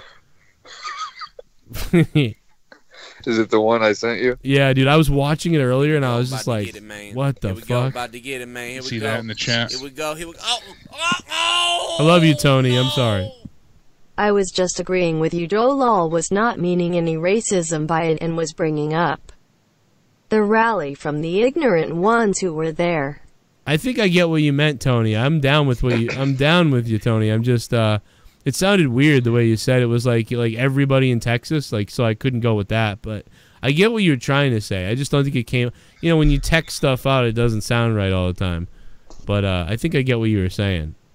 I just don't I think you just typed it wrong, I think, cuz normally you don't say that shit. But I get what you were saying. I think you just typed it wrong. So I couldn't agree with it cuz it came out weird. But I know what you're saying, dude. Some people are just bullshit. I get that. Give me a hell yeah! Political. Okay everyone, this is an advertisement on Joe's channel on Mania night. During the show, Joe and Jake and Connor and Tommy and Joe's male sex slave will have a private masturbation Skype party. Tickets on sale now for the price of $150. Oh man, we were going to announce that later on. Broken Lion always spoiling it, man. We talked about this, man. Now we're all gonna code. Now everybody's gonna bust. Give me a hell yeah! Broken Lion again. If the women don't tear the house down at Mania, you will have people say, "See, we told you women shouldn't main event WrestleMania." Yeah, they better let those women tear it the fuck up. Promo code. It's hard to spell because the keys are all stuck together. I don't even know what letter to start with. Just mash your dick on the keyboard. Oh my god. Just do this text to speech. Oh man. Yeah, there you go. About to 3 get it, dicks man. in the tub. Here we go. About to get it, man. Here we go. We're finally caught up on the donations. Jeffro, da boss. What up, Joe? Just came to show love to you, Jake and the gang, and happy WrestleMania weekend. I know this is off topic, but rest in peace, Nipsey Hussle. Nipsey Hussle, man. What the fuck? Fuck violence. Fuck guns violence, I guess. There. Fuck gang shit. Who's Nipsey Hussle? He's a rapper. He got shot in L.A. No kidding. Oh, God. Jesus Christ. Well, I mean, I could have told was you a Nipsey rapper. Hussle was a rapper. That name alone. Yeah, Nipsey, baby. He's a preacher. Yeah. Oh, God. Wasn't he in his own store, too, when he got shot? He was right outside of it, I think, yeah. Did they know? Was it drug? What was the reason? I still don't know. That's why I didn't talk about it. I don't either, but all I heard was his last heard words were, "Wow, it's nice outside," and then... God, well, Jesus Christ. It's not something to laugh at, but that's all I can think. It's just like, what a beautiful fucking day. I know. It's like, well, the weather's nice. Let's shoot somebody in the fucking head. Well, I don't see. It's like Kennedy's last words before he got shot, and it was. I don't know. Like, slow down. I want to take it all in. I don't slow know. Down, I want to take the view in. I don't know enough about Nipsey to like. That's why I didn't comment on it. I don't know if he's an awesome dude or a bad guy or like. I didn't know if like he was in a gang, they were in a gang, or he was. Yeah, I had no idea either. He was completely innocent, and some asshole just shot this guy. Like I haven't researched this enough yet, so I just don't want to talk about him because I don't feel it. I feel it's like I just don't want until I research what's up with this guy and what happened. From what I can gather, people like are pissed and like this shouldn't have happened. So, but I don't know. So that's why I didn't comment on it yet because I feel like rather than like, oh, I'm going to get views by talking about Nipsey, I don't fucking know Nipsey. And most people that I ever talked to didn't really know that much about him either. So I just was like, well, just stay away from that, I guess. What? What are you laughing at? No, I'm sorry. I should have muted my mic. Oh, my God. You fucking piece of shit. Honestly, it was something I read in the chat, but I can't say on here. Oh, God. Did you see the photo I sent for you in the chat, JB, the Skype chat? Oh no, I was reading. Connor had tweeted out. He said I smacked your brother around and took a shit in his hat, and he throws the picture up of his Khabib's brother with the black eye. Oh, God, it's just so good. If I look at some of my buddies on YouTube that I know how they talk about him, I'll know what kind of guy he is a little bit better. Yeah, I honestly didn't know any of the details, so that's why I didn't make mention of it. What is I got two friends. One friend, Dom is live, and then I got another friend, God damn, what's his name? And he would talk about Nipsey, and I'd whatever he says about him, I would be more inclined to roll with. Yeah, Ken was doing a show on him before, but well, yeah, but I don't think he knows who he is either. Like I've never heard him speak of him. I mean, maybe no, certainly not. I've never heard anybody speak like that much about him. So like I never thought to like get into it much. But I mean, maybe I don't know. Maybe he knows. TJ knows about him. What is TJ saying about him? Let's see. I get a loss for words, and I know what you're thinking right now. You're thinking. You do a podcast and you talk, so how can you get a loss for words? But it's true. It is true, man. I get a loss for words at times, especially when I interact with different individuals who say such crazy things. And I hate to say that it's crazy, but it's crazy. Now, for the last, I'll say, two episodes of this. This is TJ. Our buddy TJ, Unapologetic. This podcast, I have been talking about Nipsey Hussle. Now, we all know about Nipsey Hussle getting gunned down on Sunday afternoon. It was very tragic, very sad what happened to Nipsey, man, and rest in peace. And condolences once again go out to his family. All right, so based on that, I think Nipsey's probably a pretty good guy for the most part. The chat said former gang member. He was meeting with LAPD the day after he was killed to reduce gang violence. He was also doing a documentary on this doctor discovering the AIDS cure. And some people feel like they killed him for trying to uncover the cover-up of the doctor's death. Wow. So there's some conspiracies as well. The police who disclosed everything said it was a personal reason between them. The guy that shot him was a snitch apparently, and Nipsey no longer wanted him in his store. So I feel like they shot Nipsey back and killed Nipsey. I feel like they might have shot him because he was talking to the police. Maybe. So it seems like Nipsey was trying to turning to the right way to do shit and didn't deserve to be shot. It's fucking terrible. But yeah, I didn't know enough about him. I'd heard a little bit about him before, but not enough to know what his to know about him. So it looks like it's bullshit. Ken didn't even spell his name right. Well, that sums that up. So yeah, I mean, I'm not gonna say anything about that, but it's, I don't know. A lot of people just make videos on him. I don't know. I don't know about him, so I didn't make a video about him. I wanted you guys to tell me about him. And it sounds like, based on what people are saying, everybody's acting like Sean's view. Yeah. Oh God. Oh. Well. Yeah. It just feels that way. Like everybody and their mother's making a video. Like I saw some people on my feed today. I was like, well, fuck. I mean, like, I'll admit it. I don't know who the guy is really, but he seems like a good guy. Shouldn't have been shot, and it's bullshit. So I don't know. Yeah, no kidding. Just I mean, sucks, nobody, man. You don't want to see anybody get killed. It sucks. I know a few people. Yeah, but he probably didn't deserve it. No, yeah, I don't know. It seems like he was doing the right thing, and that's what you get, man. You try to do the right thing. You try to get out of gang shit. You open up a store. You try to make movies. You try to do good, and some clown fuck, shoot you, and that's what seems like what happened to Nipsey. So that sucks, dude. So anyway, that blows. It was Joaquin Phoenix. Yeah, he saw the trailer and got mad. God damn. I'll have to look more into it, though, and maybe we'll talk about it later. I know people all day yesterday and all week have been saying, Joe, say something like, have you heard about Nipsey? Like, all week long, and I just, like I said, I didn't want to say the wrong thing or whatever. I don't know enough. I'll admit it. I know a lot of guys, but I don't know this guy at all.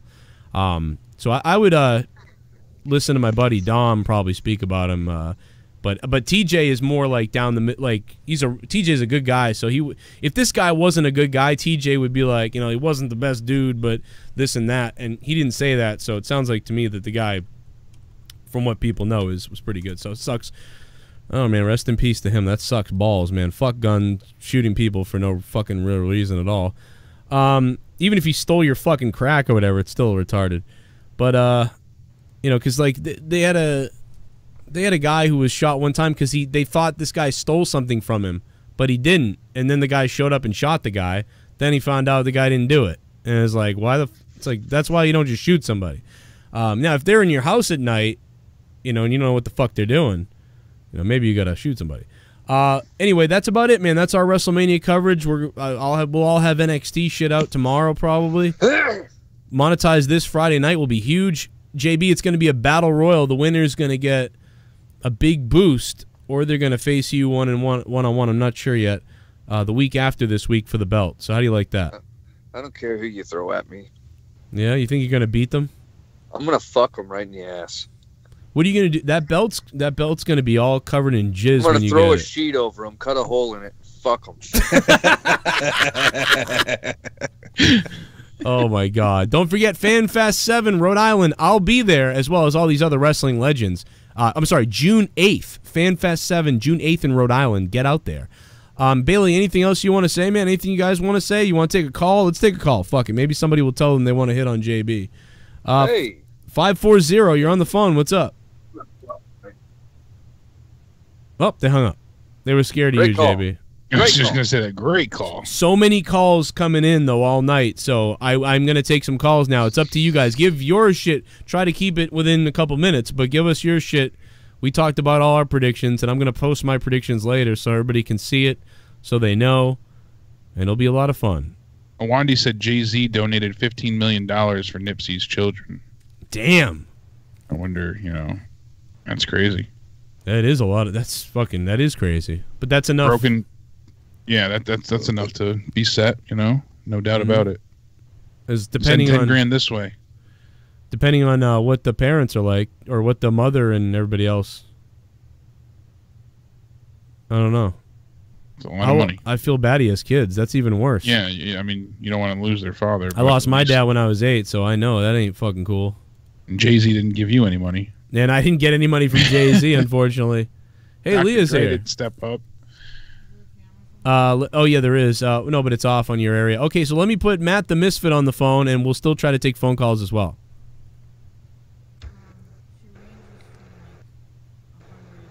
Yeah, play that Tommy clip as well. Oh, yeah. I think These calls are of a legend. Matt, what's going on? Not much. I'm not really that excited for WrestleMania. The WrestleMania is on Friday. Let's just be real. You sound excited. Takeover. That or G1. I'm not sure. G1 will be good, but yeah. But for Mania, it's really. I don't think Balor's winning on Sunday. You don't? No. You think they're gonna have the demon get pinned? That's what he gets for wearing rainbow socks. Just just for the fact that they want to. I think they want to push Bobby Lashley like really bad. Oh, I hope not. And plus, I had this funny theory going around. Like, I had this funny theory going around. Like, okay, Bobby will beat Balor, and then the next night, not Sami Zayn, but El Generico will make his debut and beat Bobby Lashley for the IC title. You think they'll do a, character switch? Mask. Yeah. What are you talking about? They're not the same people. What the hell are you talking about? Yeah, different people entirely. I don't know. El Generico's been away at orphanage. I'm talking to Leah. Yeah, my dog, dude. We all remember when we were all sick on Monetize This 200 and we had to cancel it.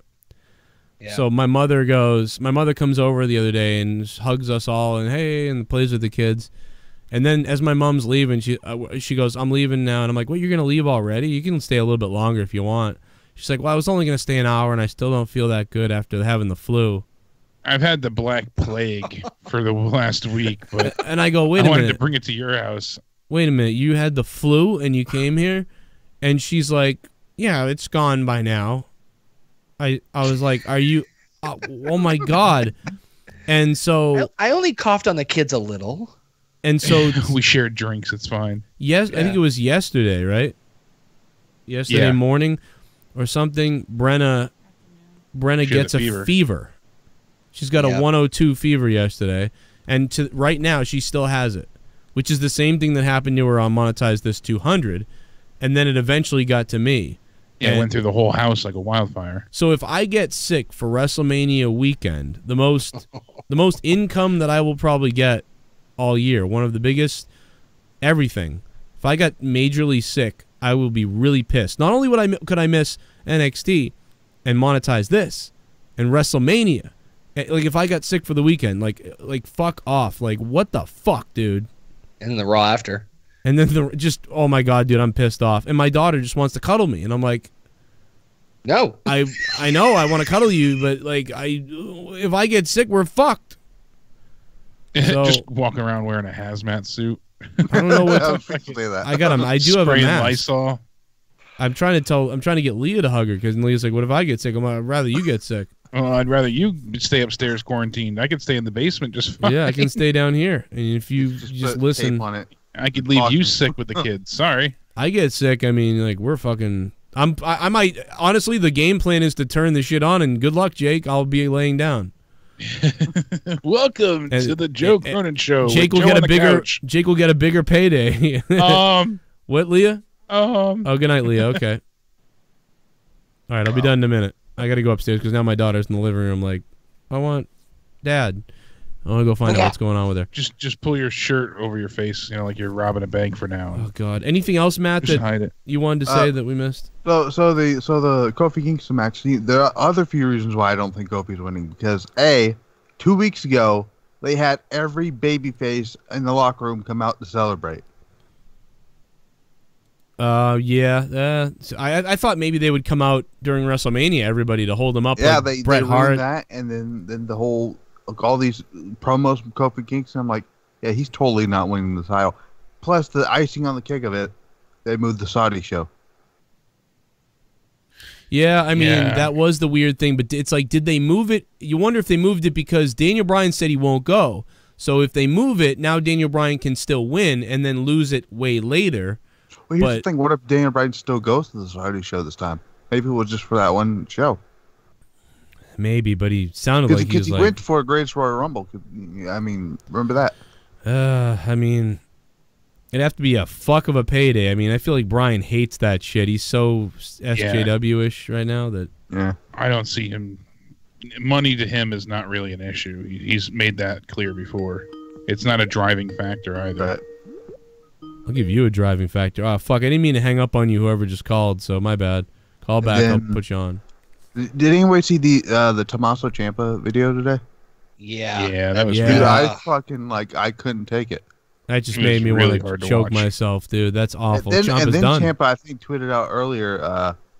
So I don't know if it's a cryptic tweet or nothing, but I hope that's not what I thought it meant. Yeah, it kind of seemed a little retirement-ish. Oh, the Ciampa one? Yeah.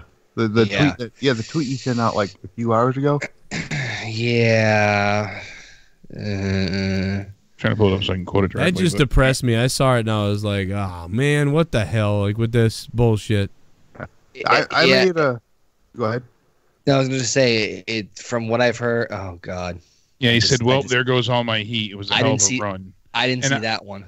I take that, to him because people are reaching out, being sentimental and wishing him, to get well soon kind of idea. So I was like, So he just means like, his heat's gone. Now.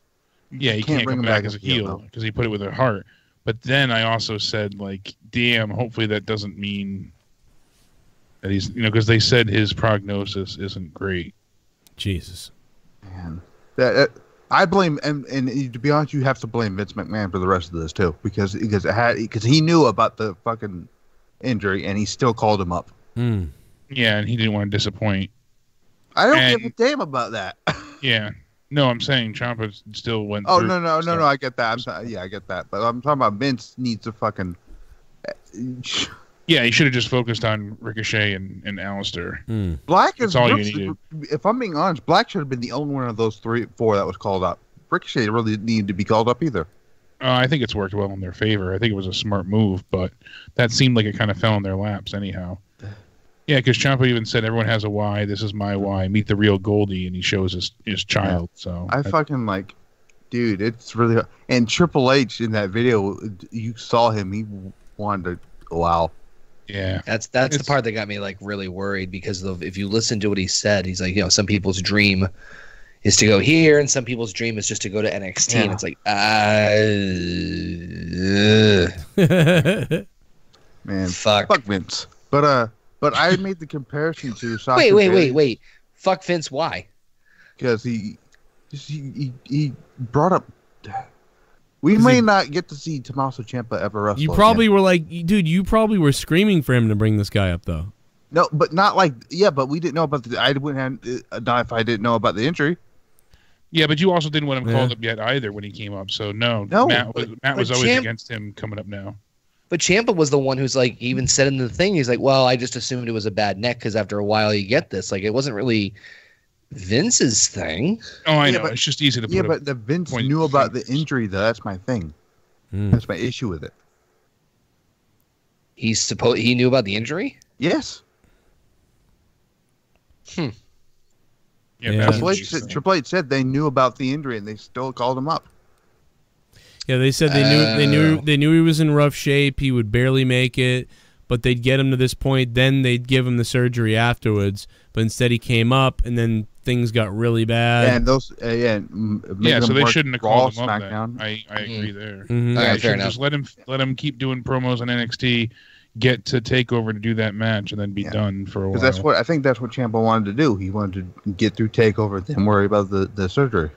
Yeah, but I made he didn't need to wrestle for the rest of it. So yeah, but the Sasha and Bailey thing, I made the comparison. Their run as tag team champions is kind of like the War Raiders in NXT. Like, I'm sorry, but I'm sorry. Giving the War Raiders the NXT tag titles was the wrong decision. And now that I think about it, because they've done nothing with the titles. They haven't. Well, sadly, because they focused on everybody else, the War Raiders took such a heavy back seat to the reunion of DIY and Undisputed Era and being there and time and time again, even the Forgotten Sons outshine them. So tonight's NXT episode, I don't know if any of you saw it, but there was a shot in that ending sequence is why I'm picking Kairi Sane to win the NXT women's title. I didn't see it yet, but there was a shot. Keep that in mind. Okay, so Io had the title in her hand, but Kairi kept looking at Io like, what is she doing? Why is she's supposed to be my friend? I'll keep that in mind when I watch it. Plus, like I said, I said this in Connor's one of his, I think it was Random Wrestling Podcast donation, that Kairi Sane and Shayna Baszler are not part of the Worlds Collide tournament. Io Shirai and Bianca Belair are. And if they were going to do a title, if Bianca was going to win the title, they would be advertising Toni Storm versus Bianca Belair as champion versus champion. And that's after TakeOver. All right. Well, you know what, Matt? You got to call back on Thursday night and Friday night. I can't do NXT tonight. But Matt the Misfit, baby. Matt, I'm ready for that talk on Thursday or Friday, but I got to get the fuck out of here. God damn Yeah, it. we covered a shit ton of news tonight. We always gets we'll the get to NXT later, but always gets the NXT in there. Connor, you have a good night, man. Connor from OKFabe on YouTube. Jake DeMarco. We'll see whose predictions prevail at WrestleMania. Yeah, that'd be awesome. Bailey still here? No, he took off. He hopped off. All right. Well, good night, Bailey. Connor, we will see you soon. Joe, I can't wait for the rest of this weekend. It's going to be a fucking sexy time. I got to go take care of my sick daughter. 17 hours later. Yeah, baby. Don't get sick, goddammit. I better not. I swear to God, I'll be pissed. I will fill you break with my vitamin heart. C. Courtney's been feeding me these vitamin C, Power C immunity things to make sure I don't get sick, you know. So Jake, those are suppositories. That's exactly how I've been taking them. Take him in the butt. Take him in the butt. All right, boys. Good night, everybody. Jake DeMarco. Stay sexy. Bye, guys. Connor from OKFabe, youtube.com/OKFaber. Good night, everybody. So long. See you later. My name is Joe Cronin. Subscribe if you haven't already. Thanks so much. See you on Twitter @CorruptedPod. Think about becoming a patron tonight if you never have before. Check it out. There's so much shit all over my Patreon. You're going to have all kinds of stuff to download and listen to and all kinds of stuff. Check out patreon.com/Joe Cronin Show on your browsers, or just download the app Patreon for free and search Joe Cronin Show and become a patron. Thanks to Jay Aletto from pwpnation.com and for becoming a patron. Leroy, $5 patron. Steve Callan. Kevin W. going from $5 to $10. Shy God is from $5 to $10 a month as well. Thanks to everybody who's been increasing their pledges, killing it. All the new producers will get you on the list tomorrow. Good night, good riddance, and here we go. NXT TakeOver's first on Friday night. I'm going to be live Friday. I'm going to be live Saturday. I'm going to be live Sunday. And tomorrow night is is Thursday Night Throwdown over on my other YouTube channel, youtube.com/corruptedpodcast. Tomorrow night Throwdown at 10 p.m. Eastern Time. Come on over to my other channel. We'll talk about everything but wrestling. It'll be a lot of fun. And don't forget to also subscribe to me, or follow me at least, on Twitch, where I play my video games. Season 17 of Diablo is coming up. New patch for Diablo 3. I'll be playing that, plus PUBG and more. That's twitch.tv/Joe Cronin JCS. Joe Cronin JCS on Twitch. And don't forget, Saturday, June 8th, Fan Fest in Warwick, Rhode Island. All of these wrestling stars will be there, and so will I. Come hang out with me and old Eric Bischoff. It'll be a good time. Join our podcast and everybody else's podcast as we tear it up in Warwick, Rhode Island, June 8th. Good night, everybody. Tennis Racket Jones, play us out again.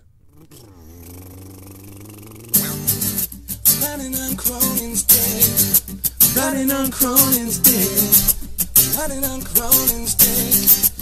Riding on Cronin's dick. I lay you a riding on Cronin's dick. Riding on Cronin's dick. Even though your own show is shit. All you dick-riding fucks with your minuscule channels, all your humping Cronin's vids like an army of camels, sitting comfy as shit. Make your own monetize this. You got 13 subscribers, now you're starting to Twitch. You got the same mic and setup, stop riding his dick. You got the same Skype setup, who you trying to kid? Get your own fucking gimmick, intellectual property. You're trying to pass Joe like he's going Monopoly. You want me making $200, you're getting fucked by the long cock and tennis racket Jones. Come fuck with me, taking your take, and you never give it back. Sitting hitting on the same 6 women in the chat. I lay you a riding on Cronin's dick. Even though your own show is shit. Chris Peeps is about as real as a spray tan. Face looking like it's grazed by a rape van. You done fucked up, cut butt, you suck butt, your cunt's bloody, you dumb fuck, and your mom's a slut. And while I'm at it, fuck you leech, motherfucker. Hope these words leave you shitting in your sheets, motherfuckers. You are corny little bitches, this is beef, motherfuckers. Watch me beat, meat, skeet, skeet, skeet on your mothers. Starting to think Joe Cronin should start charging admission for all the people that are riding on his dick these days. Fuck. Get your own ideas. I lay you a riding on Cronin's dick. Even though your own show is shit. Fuck you right. I lay you a riding on Cronin's dick.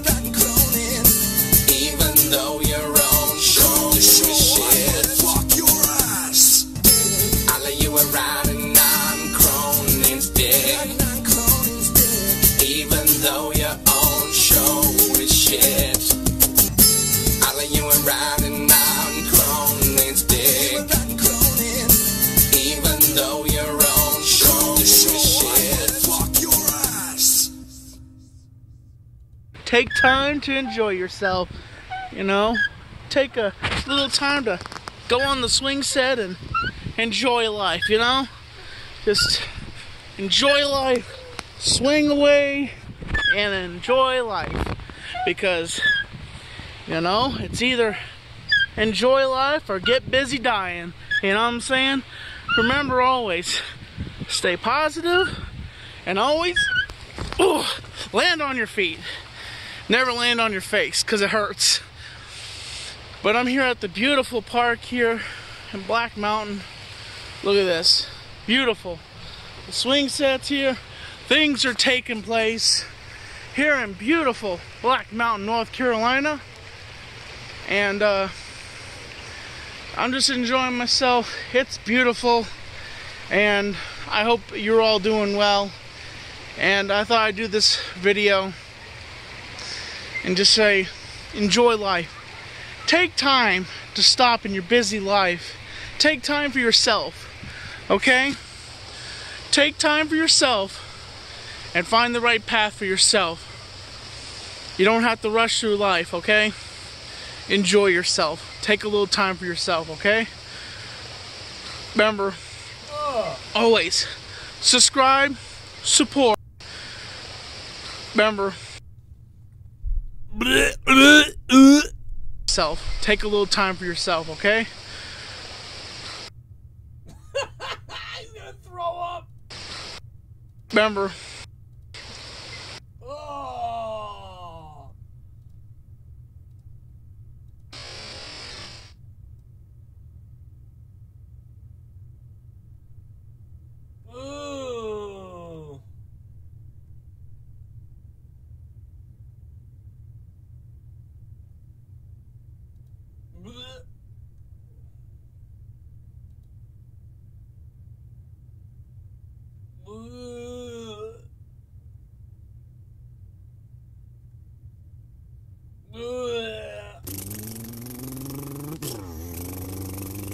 Welcome to Wendy's. Stay positive. Yeah, I'll have an old can of tuna. JCS Army, what's up? Tennis, racket, Rest in peace for me. Stay positive, Tommy. We all heard your mommy asking about your Wendy's laundry. Now you're saying your footages while you swim in the footages. Everyone's seen the footages that at Wendy's you cook dishes. You called me stupid, so I have to respond. I'm staying positive like the HIV I left in your mom. I'm kinda scared you get a lawyer, so I'll shut it and spit the rest of this diss with a puppet.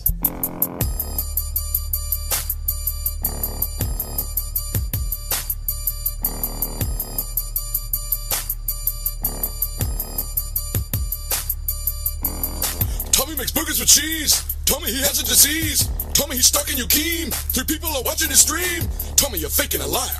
Cronin got all your subscribers. You call into everyone's show, and everyone burns you like fire. You follow like True Can Sam. You call women a tuna can. Tommy called me stupid just for saying what his job is. In this same sentence, told me to stay positive.